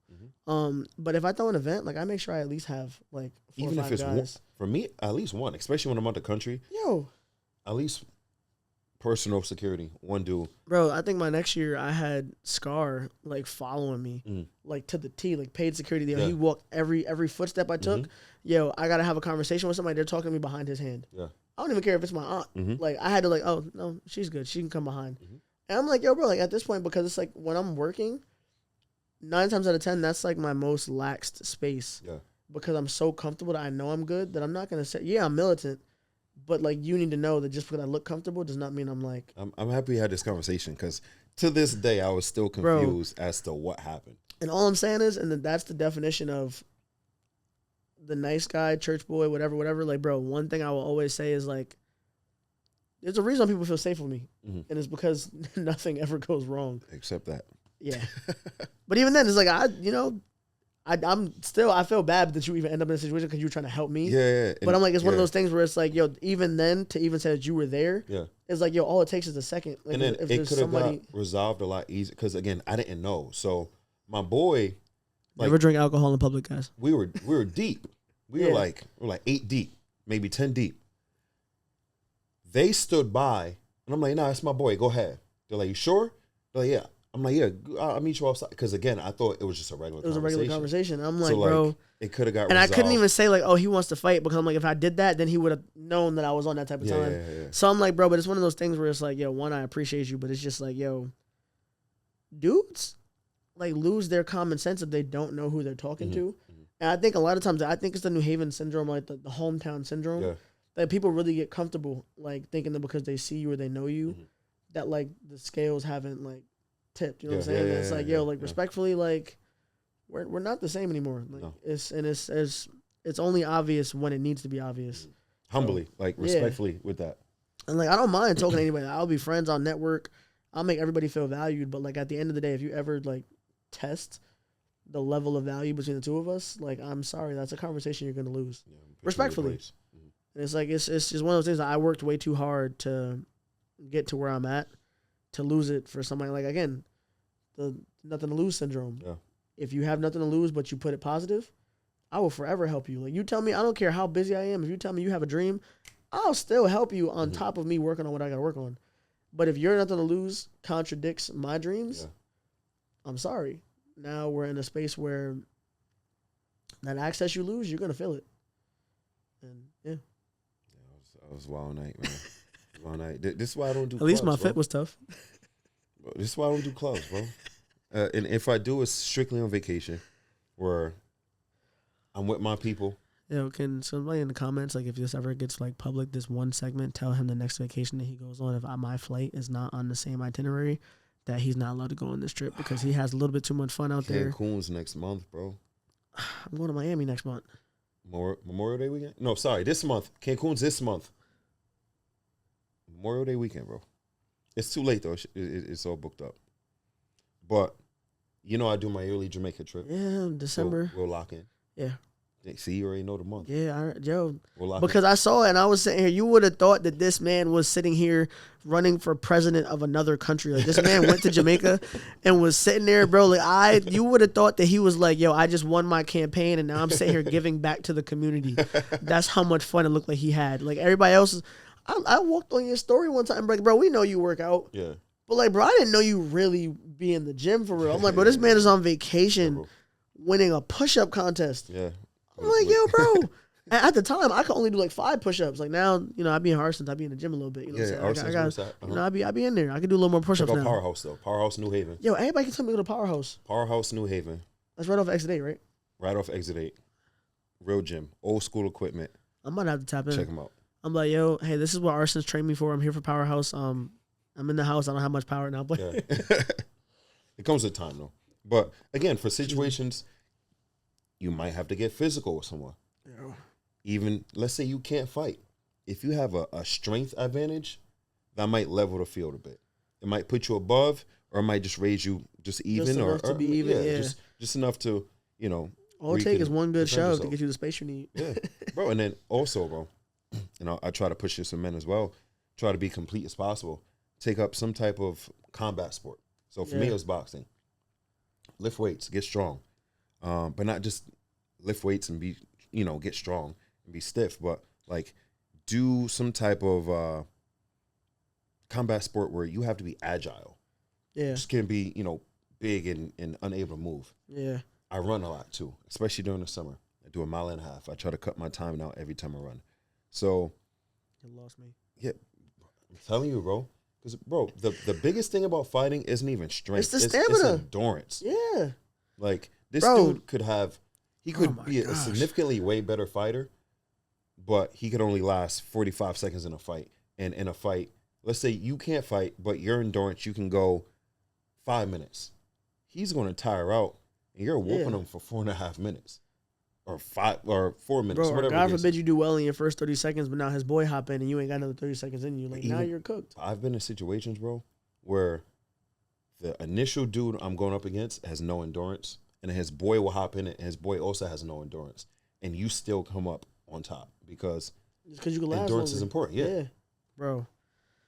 It's certain times, bro. Like, I remember as a man, you have like a certain amount of pride. Like, bro, I've been mad on the basketball court, wanting to fight in the basketball court. But I'm like, yo, bro, I'm not gonna lie, I've been running all day. Yeah. I have no endurance. So even though adrenaline wise, I feel like I could do this, but I know I'm gassed in the back of my head. So I'm like, hold on, give me like, I'll take my little breather. I'll take my little, and then go back to the argument because I'm like, I had to reset real quick. People don't understand how valuable. Like, I used to professionally fight back in the day, so I'm like I know. Like, endurance is really what wins games. Like, I'm just like, yo, bro, like, I'll stay in my lane forever. And this is why we pay security, so that way I don't have to be out of breath at all. Yo, life is crazy. What art or what style of martial arts? I used to do taekwondo and then a little bit of karate. Okay. And then in between then I tried the MMA thing, but it's something about like hugging on the floor for 9 minutes. I couldn't do it. You get floor burn one time on a rubber mat, and you're like, yo, I'm straight. Like, yo, the punches didn't mean nothing, but the floor burn on my knee lasted for 3 days. I'm like, yo, something got to give. So for me, the wrestling is cool. It's the possibility of someone kicking me in my face. Bro, so I can't do that. I was telling somebody yesterday, bro, like, I'm a sneezer. Like, I don't get nosebleeds. I can box for a little bit. Like, we can do the little kicking back and forth. But, like, if I get hit in the nose, same. Like, I start sneezing. Yeah, you get that feeling. And I'm like, yo, there's no way to, like, I'm sitting here, I'm winning a fight, but now I'm sneezing. And now I'm like, I'm comfortable because now, like, I'm sneezing. And, like, the teary eyes don't ever come until after, like, your second or third sneeze. And now I'm like, all right, now if I lose this fight because I sneezed, how embarrassing is that? Bro, could you imagine, like, yo, you sitting here, boom, boom, you tagging somebody, and then they hit you one time and you sneeze, and now you're cooked? Like, yo, what happened to Strizz? He sneezed. Still be able to keep fighting, bro. This is crazy. But that's another thing, bro. Just as someone that's a little older, if I could go back in time, and I'll look at the camera for this one. If you guys are able to lift weights, take some type of combat sport, boxing, wrestling, Muay Thai, jiu-jitsu, anything, something, because life as men is very what's the word I'm looking for? You're competing. Like, you're not directly competing, but you're competing. You want to make sure that you're, unless it's for a woman, apparently you're directly competing. But we're competing. We compete in everything, bro. We can't do anything regular. Like, that's another reason why I work out. Like, if I want this female and this dude wants this female and I have better traits, say I work out, financially I'm in a better space, I do what I can to make sure that I look the part, I have a higher percentage of getting the woman that I'm looking for. Also depends on what she's looking for as well. But, like, if there's a lazy, fat version of me versus a motivated, in shape, focused version of me. Yeah, I like how he just described himself right now, but he did it in, like, breakdown format.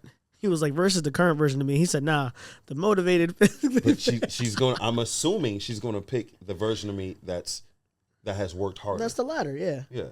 So life, especially for men, is very competitive. You got to do everything, in my opinion, everything in your will and in your ability to be better than the next guy. In every category. mentally, physically, spiritually, sexually, like. I got a question for you. Go ahead. What's up? All right, so since life is all about a competition, right? As a man, you know, we're in a space where the media is louder. So what's one thing that you will not compete with when it comes to competing for a woman? One thing I will not compete or one guy, like the archetype that you're not gonna compete with. I'm not gonna compete with like a street dude, like someone that has nothing going for him. Like, if you're struggling to decide between, if she has to make a decision either way, I'm good. If you're like, I'm all set, pick him. Yeah. But if the decision comes between someone who's not motivated, doesn't really care about where they are in life, they're kind of just dragging their feet and just, hey, whatever happens, happens. And then I'm here I'm working 16 hours a day, focus, taking notes, watching other people's videos, trying to perfect my craft, and you can't decide what direction you want to go in. Yeah, I'm not competing with that. Yeah. I agree. At all. Like, I'm walking away either way from most situations because I just don't have time. Like, my energy is very important to me, and I try to preserve my energy and direct it in the right areas. I just don't feel like I should be putting my energy into areas that aren't reciprocating that energy, or if I can't learn something from it. So there are certain situations, certain relationships, even with women, where it's like, all right, cool, this isn't going to benefit me. I'm going to walk away. And in the back of my head, I'm processing and I'm analyzing that whole situation. I was able to learn this from her.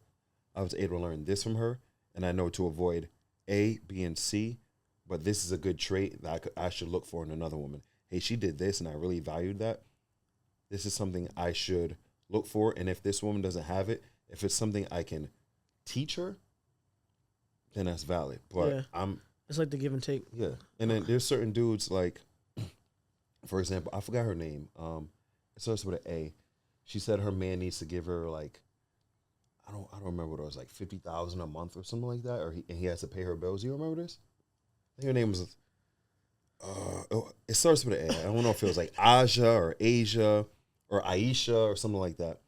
But she went viral a couple months back because she said a man needs to, I believe it's $50,000, needs to give her $50,000 a month and cover all her bills because that's what she does.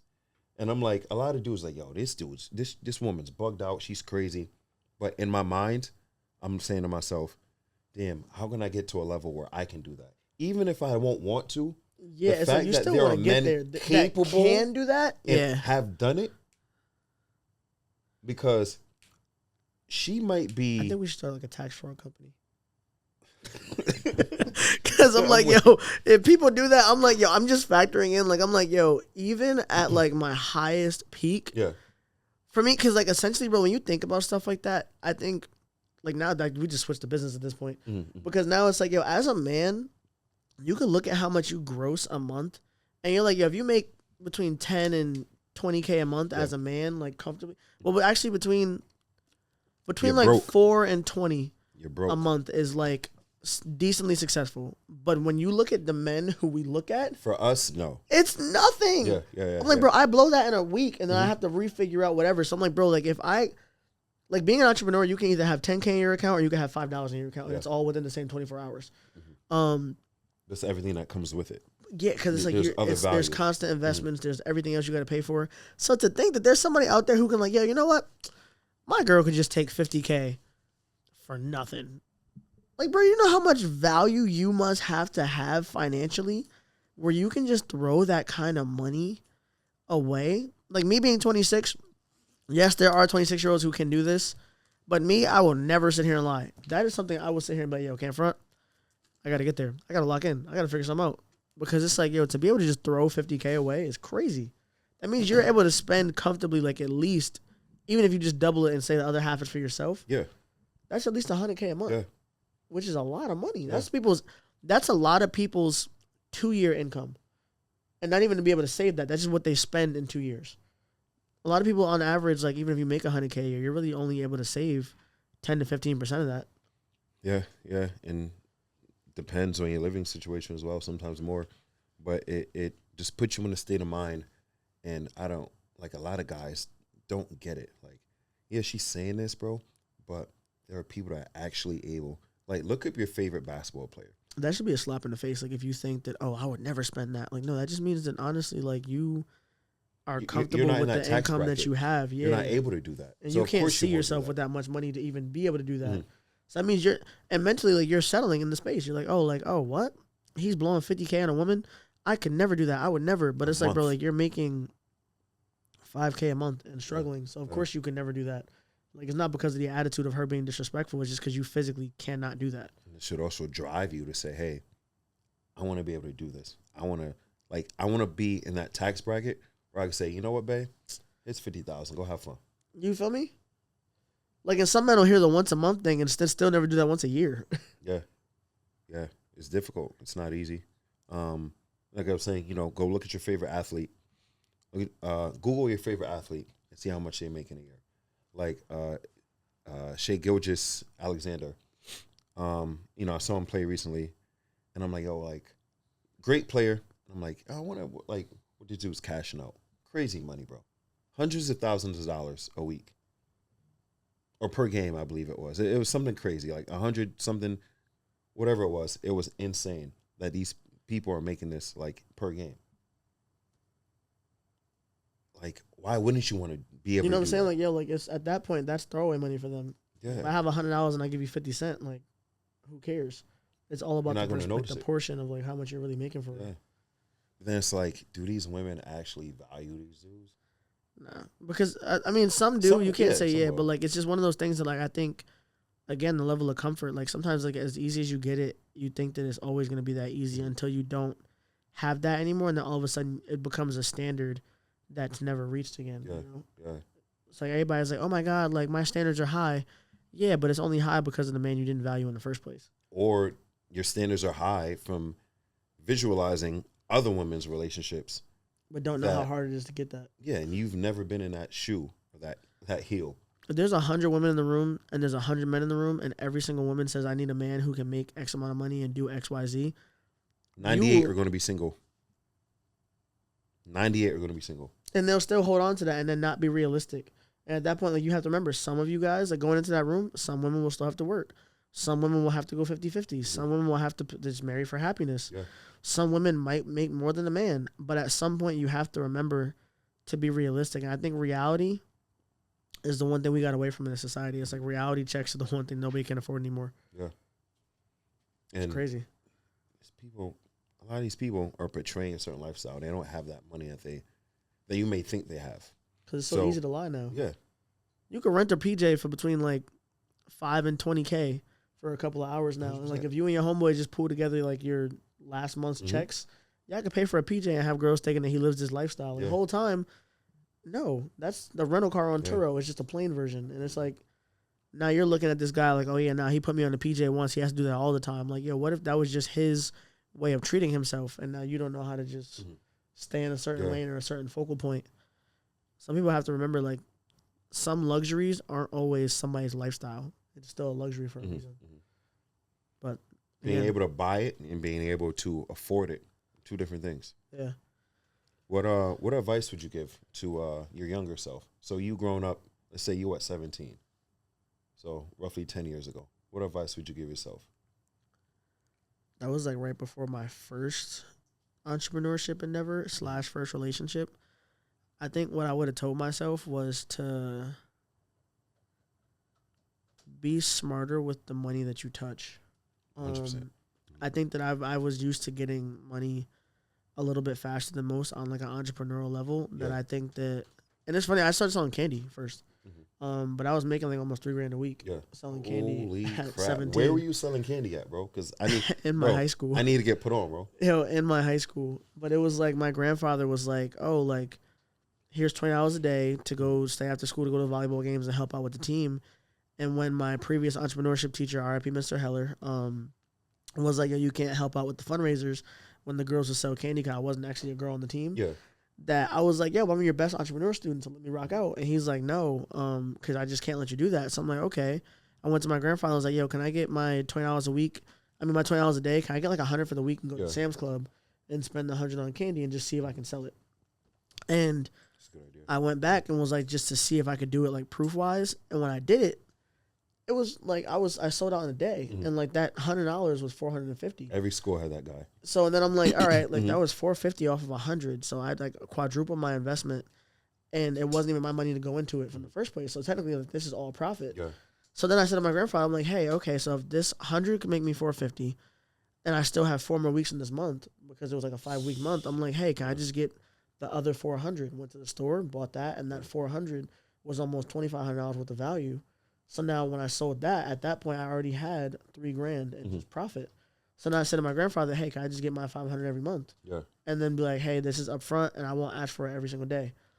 Did that for like 3 months, and now at that point I was like just grossing. Yeah. And then people start to know, oh, yo, this is a candy man. This is the candy guy. Yo, So then at that point I'm like, yo, I'm going to school with a huge duffel bag. But eventually, like after my 3rd or 4th week, security was like, yo, bro, like you can't be bringing in all this candy. Like, what are you doing? And I'm like, all right, like, well, but like I can't tell you how much I'm making because you're gonna want to cut. Yeah. So I'm like, hey, if I bring this in, let me just bring you a bag. So I'm gonna bring you out like a custom portion. So I take like $50 worth of candy every single week and give it to them as like their payment. And then eventually I started breaking them off number wise. But I was like, and then after school I got really cool. One security guard, I'm like, hey, like you're the only one who works after school when they have the volleyball games in the practice. I'm like, instead of me bringing it in the morning, I'll bring enough for the day, like once a day. But then when they have the private practice and no home games, you're the only security guard here. So I'll have my grandma just drop me off my bags, or I'll go home on the bus, come back with all my inventory of like 3 duffel bags, and then I load up my lockers during the day. So then at that point, I need more storage. So I was paying off the kids who had rolling backpacks who didn't use their lockers for their lockers. So now I have custom lockers with different stuff. And now like I was prone to gambling, so I would play cards and play dice. And I'm like, all right, so now I'm like also tripling my money. That I was like, all right, cool. So now if I'm doing all this other stuff and all these side quests, I'm making bank. Yeah. So I'm like, at this point, I was dating, but I was spending it so fast. I'm like, oh, like everybody, we go to Buffalo Wild Wings, 20 kids deep. Yeah. Everybody's food on me. Yeah. So I'm spending like $600-700 in Buffalo Wild Wings after school on a typical Monday. So like, I wish I was just smarter with the money, because like looking back when I wanted to start my fashion shows, like the issue was like capital, because now each show costs like 10 to 20 grand. Yeah. So I'm like trying to figure out how to put on a production and maintain production of my clothing line. Like it's a lot of bread up front. Yeah. So I'm like, if I'd have just been smarter with some of the money that I touched as a kid, like I probably would have been way further. So 100%, also, you would tell them save. Yeah, save significantly and prioritize your value, because sometimes like I feel like I also diminished my creative gifts because of like relationships. Okay. And it was like, okay, what do you mean by that? Like at the time I was like styling and like respectfully, so like my girlfriend didn't like me like around a lot of like big clients, like a lot of girls and like a lot of like that era stuff. Where there was like an adjustment in our relationship, because I wasn't always doing like the fashion stuff until like the last 2 years of our relationship for real. So I'm like in those spaces, like out of respect, it was like if I got a job that I knew she'd feel weird about, I just didn't even mention it, because I was like, oh, I'm comfortable, like I won't do it. Like, okay, like this celebrity wants me to style their tour, but like they're like a more secular artist. So even though I'm a Christian man, I'm like, me styling their stuff, that's still my career, you know what I'm saying? Yeah, 100%. So I'm like, if I don't feel any like conviction of my walk with God, but I feel weird about my relationship, like that's where I wish I would have known from the jump, like just to keep my head on straight. Yeah. Because like work is work. Like, and it's like now I know like there's certain things that I'm never gonna let somebody tell me not to do, because it's the job that they pay the benefit for. Yeah. But it wasn't even like to say that it was any girl's fault. Like it was just things that like I was young, and since I wasn't like perfect in other spaces, it was things I had to learn. I'm like, okay, like I might have compromised here or not been loyal here, so this is the reason why I have to like accommodate in other spaces, but like I shouldn't have compromised work because of my personal mistakes. You know what I'm saying? And I think to learn in that space. For the younger men that are watching this, he kind of just broke down a lesson he learned at a younger age. Pardon me. I'm sorry. So again, for the men watching out there, the younger men, he kind of just broke down something that he learned from trial and error, and he's passing that along to you for you to be able to avoid the trial and error part and keep coasting upwards without that divot. Mm-hmm. So when I have these people on and they explain, you know, hey, I'll do this, I'll go back in time and I'll save money, or I'd invest more in this, or I'd, you know, value my time more.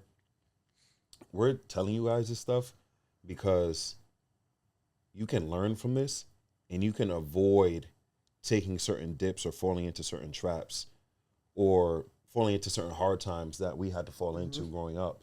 Yeah. So, you know, it's a lot of game that he's putting out, but really listen to it and really see how you can take this information and extract it into your own life. Is that fair to say? Yeah, because it's like you can easily, you know, hear these things, and like everybody gets advice from somebody who's been through it before. But I think that a lot of times it's like you're speaking to the people who are willing to learn at a younger age. Like, not just because this is like doom scrolling, but it's like if you really care about your success, then when you are saying you want to go get it, you got to mean that. You know what I'm saying? Like you can't just say, oh, I want to go get it, or I want to be better than anybody else, but only to a certain extent. Like if you really care to not lose, like thank God I had a support system for all my mess ups. So like there was somebody there who like, okay, like my grandfather, like not everybody has somebody who's like, oh, I'm gonna give you after school money, and then somebody like me to think how much that adds up to a month. And then of course for somebody to get that to you up front, you know, like $20 a day is way different than $500 on the first of the month when you got rent and mortgage to pay. So like not everybody has those luxuries. So like you can't really afford to hear advice all the time and then not take it because your situation is not the same as the person who gave you the advice. Yeah. So you got to take what you can from it, because if you don't, everything. Trying to prove a point and learn for yourself is the reason why a lot of people end up in heartbreak, hardship, or in bankruptcy. Yeah. And it's like those are things that, you know, you got to carry over into everything, even relationships. And it's very important that you really, really, really grasp onto the information. 9 times out of 10, if you're already listening to us, you're kind of already in a mental state where you want to do better. Yeah. And you're looking for the information. You're looking for the people that have been there, that have elevated, and you're trying to grab whatever information you can to help elevate yourself as well. Yeah. That's fire.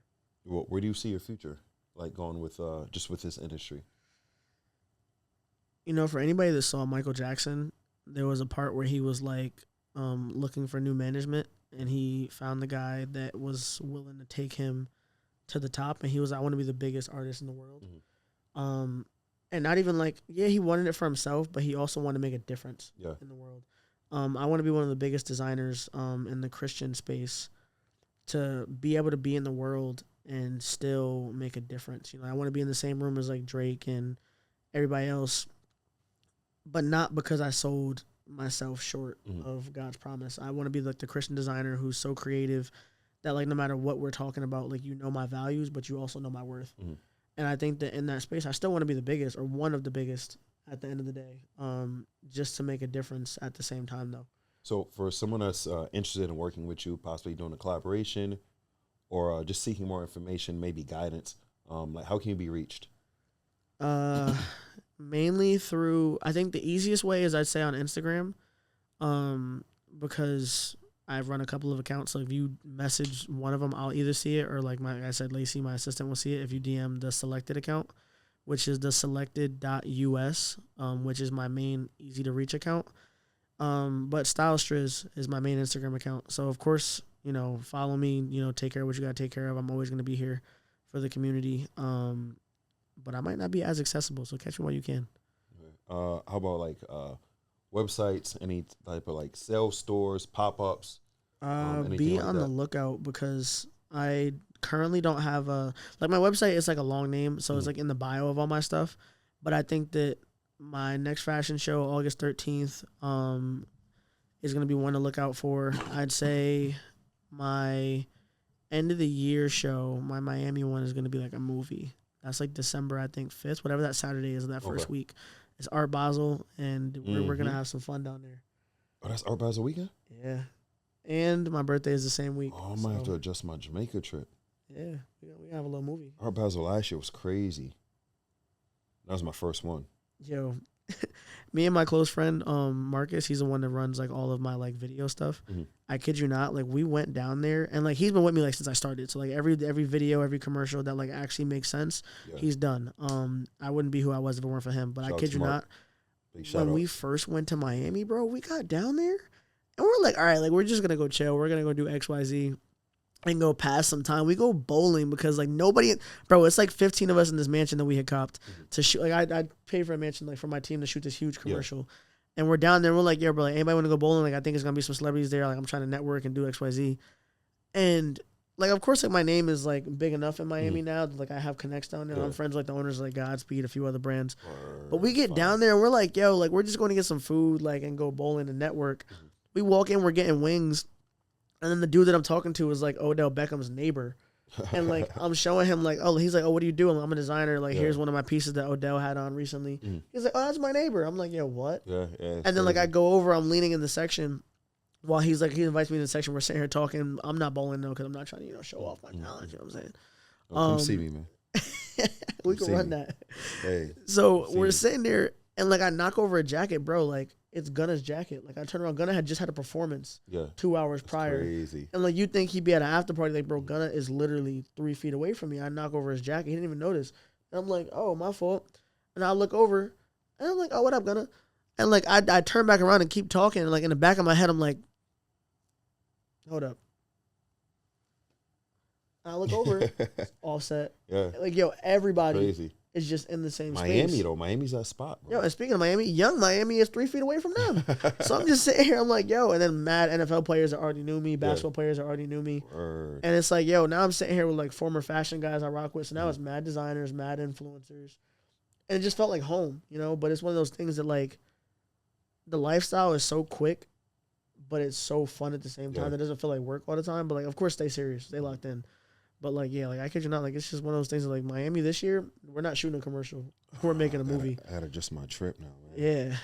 So stay tuned. The Marcus and Strizz part 2. Would you move out there? Yo, honestly, I could see myself in Miami. Like hotspots wise, I could see myself in Miami. Yeah. Houston. Nah, New York's oversaturated. New York's... It's way too many fashion heads out there. So it's like, yeah, you can make it out there, but it's like, bro, if I'm walking down the street and everybody is a designer, like, yeah, I throw shows out there, so it benefits that brand. But my personal one is like, I'd be in so much competition that like, even though I know I'd stand out because I don't have the same morals as everybody else, it's just I want to be in a space where I have an impact. So like, I wouldn't want to go somewhere. Off too. Yeah, like I'm just like as a whole. Like, it nothing is personal. But it's because everybody thought New York was the place to go. It was, but they to a didn't certain have extent. they didn't have the ability to actually maintain New York. So now you have a whole bunch of people who are like respectfully washed up, still trying to live the same dream, and they don't want to make room. And New York is a place where it's like that comfortable restaurant that has the same chefs, the same waitresses. Like it's like they don't want to hire anybody else. So it's like you can be as creative as you want to. But if you're forced to be an entrepreneur anyway, then why be in the place where everybody wants to be independent or go corporate? So that's why I could see myself in Miami because like even though there's a lot of competition out there, Miami's entrepreneurship base where New York is the house of corporate lifestyle. Yeah, I agree 100%. So I go down there, and of course, not gonna lie, if it's just coming down to like the aesthetics of everything, if I'm rich in Miami, I could drive whatever car I want to and have the space to drive it. I'm rich in New York. I got to pay the same amount of money I would for the car and just the parking. And some. You know what I'm saying? Yeah. And then you got to worry about divots. Like everywhere's got a pothole. You can't park anywhere. Yep. So taxes now if I got this great car and I want to ride around in it and be seen, but I got to put it in a garage because there's nowhere to park on the street. What am I doing? You're paying taxes for the roads. I'm paying to be seen on the highway and nobody knows who's driving it because I still got tents. Tolls everywhere. Oh my God. 16 hours to go across to Jersey, bro? Speed cameras, traffic light cameras. Don't even get me started on how many you take. I'm surprised my car's not impounded now. Bro, I can't stand New York, bro. Tolls every 15 miles. Bro, this is crazy. I can't drive to the airport without going congestion charge. Tolls. Like, yo, bro, I'm the one with the allergies. Crazy. Like, the city's not sneezing. You have to take my money. And isn't it a what is it? They what's the word I'm looking for? They've been having like a migrant thing over there as well. It's like one of the states that like kind of brings in the migrants. So like, you have to pay for that. Like as taxpayers. And I don't even live there, so I'm paying for everybody else's benefit. We went out there for We Heart R&B 2 weeks ago because like we've sold out in New York a few times. Yeah. And like Sel, like I don't know how he does it, but he like really makes an impact on every city he goes to with that R&B movement. We went out there and it was like, yo, the party was lit. Like 500 people in the room. Yeah. I'm singing Candy Rain to everybody else. But we had this moment where he forgot the key to the cash box. So I had to go back to the B&B, but we stayed in Jersey because it was like more convenient for parking and stuff like that. So now I'm just sitting here like the first thing I thought about, congestion charge. Crazy. Like I didn't even care about the ride. I was just thinking about why I really got to pay $16 to go there and then come back. And it was just, and it's like the $30, the $32 that I spent on the $16 both ways is the price of what I eat for lunch. Like, but it's the inconvenience. It's just the inconvenience because like one, I'm like, bro, like I really have to pay this. And I didn't talk to anybody. There was no staff. It's just a road. Yeah. So like this road that is already cemented, already paid for, and it's got bumps because nobody's fixing it. Yeah. The tunnel, all the little divider things are all falling forward. Yeah. So I'm like, you're not even using the money that we pay to fix the thing. Yeah. It's going to other places. Where's this going? Yeah. I'm good on New York, bro. Yo, like whose lunch am I paying for? This is crazy. A lot of New Yorkers are moving to Bro. Cheaper taxes, and they just commute. They move to Connecticut. They live here. You know, everything's a couple exits cheaper. out. It just makes more sense. Yeah, and I'm like, even when I fly out, if I don't have to go to New York, I will fly out of Connecticut. Yeah. I don't care if I got to go to Bradley or Tweed. I'm like, yo, I have no shame in taking like an Avelo or a Breeze flight. I'm like, yo, bro, honestly, if I'm paying $200 for a flight at Avelo, it's not even like everybody's like, oh my God, it's such a cheaper flight. No, it's not. It is really not that much cheaper. Bro, I paid one way $600. Yes. Coming from Fort Lauderdale on Avelo. $600. When I went to Houston, I went down there on a one-way flight. I didn't know when I was leaving. And I was like, okay, cool. I paid $100 to go there, but then I had to pay another $100 for my 2 suitcases. So I'm like, that's still $200 going there, which is $200 round trip on American, and I get a bag included already.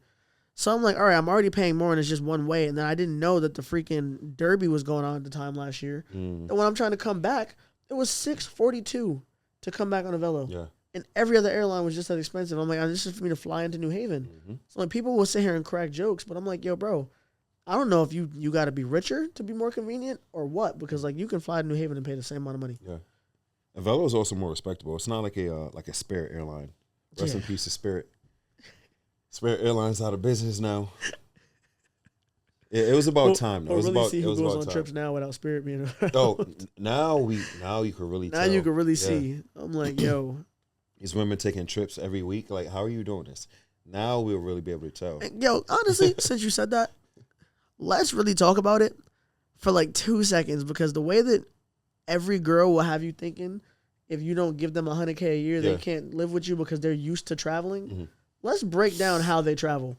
You take a Spirit flight, or you take a Sail flight, or you're a flight attendant for a living, so you get discounts. Yep. You still work, you still do this, you still do that. And you're paying the cheap way. Like, you go on, like, a girl trip with 20 girls. Yeah. Y'all come back, none of y'all friends, because y'all had to split the price of a $2,000 Airbnb. So I'm like, but I got to sit here and pay for your entire life. But when you get hit with the bill with you and your girls, now y'all want to skimp out. And unless they work in service, they don't tip either. I got a story for you, man. Oh, my gosh. I'm in Jamaica. Was it Jamaica or was it DR? No, this is Jamaica. So I'm in Jamaica. You know, when I'm on vacation. You're on vacation. I'm on vacation. I'm having a good time. He's like, we'll talk about the money when we get back home. I'm like Boston Richie. Everything's on me. Yeah, see why I want to go hang with Big Bro? I'm like, yo. But it's a learning lesson too. Met this girl. Cool, dope vibe. Energy was great. She was with a group of friends, right? So we get cool. Me and her are vibing out. You know, we're both there for a few days, so you know we're rocking out. We're kind of doing our own thing. And she says, "Hey, me and the girls are going out tonight." And this is like I've already like paid for like stuff as a group, but like not like an outing. So like, usually I'll buy 2 sections, bottles, everything's on me. So she said, "Oh, me and the girls going out tonight. You want to come join me?" I had something already planned, so I was like, "Yeah, you know, I'll catch you later. I'll meet you guys out there." And she's like, "Oh, like, I want you, you know, to come with us, or ride with us." So I'm like, nah, it's cool. Like, I'll meet you out there. Like, I guarantee. He's like, I'll meet y'all out there. Like, you'll see me. Yeah, I'm but definitely I coming. see you kind of want me to come. I have plans. Like, Yeah. And in the back of my head, I'm like, dang, like, why is she so eager for me to come? Bro, it's so I could pay for everything. Like, yo, because it's different. Like, if you come later, that means that their cards are already down. Yes. They already paid for the sections. Yes. But, like, if you come 2 hours in, that means that we got to sit in Gen Pop for 2 hours. The sections might be sold out because girls on their trips, not going to lie, like, thank God I have a lot of friends who work in service or nightlife or, like, who they already know how to spend money. Yeah. Or they, like, all my homegirls, respectfully, they make money. So, as much as people hate on my homegirls, they make money. They go out and they don't mind. On a girl's trip, they're at the bar. Yeah. Like, if you ever hear a girl come home from a trip and be like, yeah, I was at the bar and this guy paid for my drinks. If the place has a section and you're telling me about how you were at the bar, thank you for telling me how you do your girls' trips, Miss Affordable. Like, those are the things you got to put together. It's like, yo, but when you with a dude on a trip, you're like, oh, let's go. Let's section it out. Let's do this, that, and the third. Y'all want to live lavish because it's not your money anymore. Bro, I learned that lesson, bro. You are their best experience. And I've done this before where, like, I've bought the section, the bottles, entry, all that. And, like, it was nothing. But, like, this specific time where I was like, I'll meet you there because I really had plans before the It wasn't even like you were ducking us. You just had stuff to do. So I get there, and this was a club where, like, they don't serve drinks. You have to buy bottles. There's no bartender. The bartender serves bottles. There's no, oh yeah, we're mixing drinks. You mix your own drink. So we're at the club. I get there. They have, like, nips. So the club also sold like really small bottles. So it was like this group of girls. They all had nips.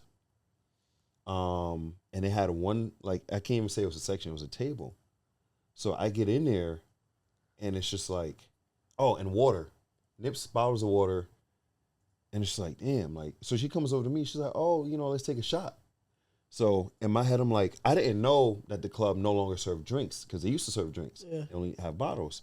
So I go to a bar, I'm like, yo, let me get 2 shots of Don or whatever. They're like, oh, we sell it by the bottle. I'm like, oh, let me get a... Nah, hold on. So I went back. I was like, yeah, nah, I don't even feel like drinking. I'm all set because I see, like, she's trying to run game. I'm looking at the environment. Environment's not really fitting my personality anymore. Yeah. It's not fitting, like, who I am. I'm seeing that she's trying to finesse. I'm good, bro. Fellas, show up late. Show up late. Like, don't get finessed. Unless there's another investment involved. Yeah. Unless there's some reciprocation there. Yeah, like, exactly. If it's one of those things where, like, yo, like, take that how you want. Because, like, some girls, like, really do, like, for my homegirls, like, yo, like, if I got it, I got it. Mm-hmm. If I don't, I'm very transparent. Yo, I don't got it right now. We can just chill. Or we can do something less, like, whatever. And it's like, when you go out sometimes, it's like, you really got to know, like, your place. And not in, like, a prideful space. Like, you just really got to know, like, okay, is this worth my time? Is this worth my money? Energy. And your energy, because sometimes, like, you'll go into spaces and you'll think, like, yo, it makes so much sense for me to be the flexer. And, like, when I was saying that question before about who would you compete with, you said not a street dude, I won't compete with somebody that thinks that money is their only way in. Mm-hmm. Because respectfully, like, I know dudes who will sit here and pay their way through 15 sections. I won't say the street dude. I'll go with unmotivated dude because there are street dudes. So both of them. That got stuff going. You know what I'm saying? Yeah. So I don't want to say for street me, dude, I just unmotivated. It's one of those things where it's like, yo, for me, like, if you feel like you one of those dudes, like, yo, you got to pop, like, 30 bottles to prove a point, and, like, you're fighting your own ego battles, it's like, yo, you could do that, like, and to talk to all these girls that are using you, and, yeah, you might crack. You might get a few of them to go back with you, but it's like, yo, bro, I walk in the spot, and I see how insecure some men get when I walk in the same room as them, because they know they're spending money on their girl, and their girl's still looking in my direction, and the difference is that I got the same look you did, but I walked in for free. I drank for free. Yeah. I hang for free. I eat for free. Got the section for free. Got the section for free. Mm-hmm. And now they asking me to take a video in their space because my name means something. Yeah. So it's like my work ethic got the same results that you had to pay for. Mm-hmm. So at that point, that's what I won't compete with, is somebody who feels like, their ego is the only thing that's saving them. But a lot of guys even know, like, you'll go home, and the reason why you can spend so well in the club or in that hotel room is because when you go home, you don't have that same lifestyle. So it's easy to portray it for a few hours. Can you maintain it? Yeah.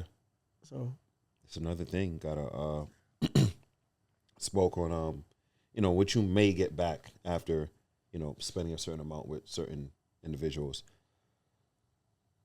One thing I also learned in my 30s, it is very, very, very important to reserve your sexual energy.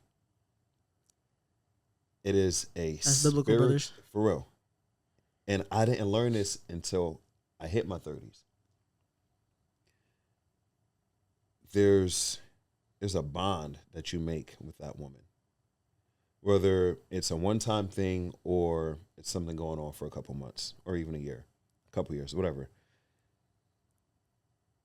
If it's just something you're doing, it's a one-time thing, you're bouncing, or, you guys are here for a short time and a good time, but not a long time, that physically drains you. And not to get too, in depth with it, but I learned these situations from my experiences and from talking to, other dudes I consider brothers. After, you just feel like this woman stole, like, your purity to a certain extent. Not purity, but just like... And sometimes it's desensitizing, too. Like, if you do it all the time, like, you almost think that's, like how you're supposed to move and act. But it's like... You get to a stage where you don't care for it. Yeah, and now, like, when you really get, like... And that's the situation, too, that's so much deeper. Is, like, biblically, like, they say wait till marriage. And, like, everybody thinks that that's only because, like, the Bible says so or whatever. But it's like, you ever look at a woman who's, like... She's been with a few guys, now she gets with her husband and she's comparing his sex. Or she's like comparing the value of this, that, and the third. Or even guys, like, now you get with a woman who really wants to cherish you. And you're either addicted to cheating, but it doesn't mean anything to you. But it's like now you're putting yourself in situations that you can't necessarily get back, all because you've opened too many doors. That now you either don't think sex is that serious, so you cheat easily. Or you think now you have to compare, which can like really break down another partner. Or now it's like you're not satisfied. So now it's like, oh, now girls are like, oh yeah, he checks every box, but the sex ain't like that drug dealer who was, he had the time to take me to hotels every other weekend and whatever. Like, oh, the trips aren't as fun. Like, I'm not doing this, that, and the third. But now you're comparing so many different things that started in lust for what you want for your lifestyle. And your ability to attach, both as men and women, but more specifically for women, your ability to attach to that male decreases. Like, you're not able to build that same bond. And for men, I feel like we can still build that bond, but we get bored very quickly. Or you get like very mistrusting. So it's like, you're like, okay, like I like this, but like now in the back of your head, like it's hard. And like I said, like a lot of girls make it hard for that too. Even me working, like I don't work in nightlife, but I work for R&B, but it's like, it's still nightlife to an extent. Yes, it's a little bit cleaner and we keep it like P. And I'm just a creative director, so I run the commercials, but I'm still in the same room. So like you see how many girls, they get lit. Like you got dudes buying them drinks, they're going, they're kissing in the club, they're doing X, Y, Z. But like if I wasn't working in that space and I just saw these girls on Instagram, you'd think they're untouchable. But they're very touched. And it's like in those spaces, like you might not want to say it, but if you're not moving spiritually, like to say like, these are things that I won't compromise from, you end up losing so much value that like you can't get that back. And it's like now when you get in a space where like you want to be in a long-term relationship or certain situations that you want forever, like no one's gonna take you serious. No one's gonna take you serious. Or like if they try to take you serious, there's so much hurt or comparison value that again stems from lust that they can't maintain. So you got good guys trying to find good girls, but they met them in the wrong places and saw the wrong things, and now you forget that you guys are both still good. And now in those spaces, now nobody's lasting in long relationships anymore because it's like it's tough. It's over. You can't. It's like social media. You got 15 seconds of scroll time, but you got 3 years of relationship time until one burns out or somebody gets bored or something goes wrong. Or you're entering something that's already burnt out before you even get there. Because nobody knows what long term looks like anymore. So it's like when you get there, you're like, oh, this is boring. No, this is what a long. Like you think the people who've been married for 45 years. We're happy, excited, and doing everything for 45 years. They just know that this is what I'm in, and I've already agreed to be here because I want to be here. So even when it looks, that's the good, bad, and the ugly. Whether Giveon said it or the preacher at the wedding said it, like I'm here for everything in the middle of it. But we don't have that anymore. So now it's like the second something's inconvenient, I deserve better. I deserve better. And now 3 years later, you're still in the same place. So what did you deserve better, but settle for less, or did you deserve what you really deserved? And when you saw what that looked like, you didn't want it. It's unfortunate, and it only hinders everyone. But man, and then once we get to a stage where, we're established or more established, it's like, do we really want to go for that?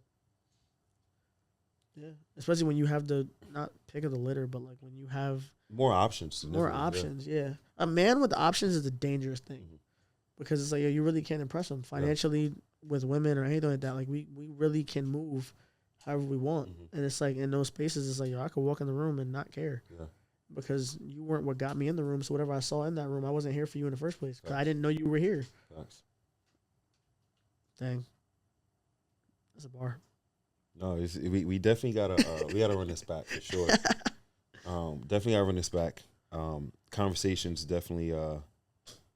We could go for another 5 hours if we had. All I'm missing is the chicken and waffles. This is a brunch. This is crazy. For real. We'll definitely throw it back. Throw the interview back. Pause. Yeah. That was crazy. We'll definitely run it back. We'll run back the conversation. Branch off into different topics.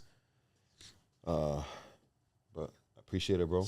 I appreciate you, man. Thanks for coming down, bro. I respect the platform, man. We'll definitely, we'll run it back. Good conversation, good energy. And there's a lot of information that I feel people still need to know. Yeah. That we can run the video back, kind of debrief, and then say, okay, well, I want to push more of this next time, or I want to target more of this audience. So definitely appreciate it. It was a good time, talking to you. For sure. And is there anything else you want to show to people? Just anybody who's still watching, just remember that at the end of the day, no matter what you feel like you bring to the table, there's always something else you can bring. And remember, you're enough. So before you settle, just remember that. Agree. There's always more to bring. You can always improve. Never settle. Stay tuned. See you in the next episode.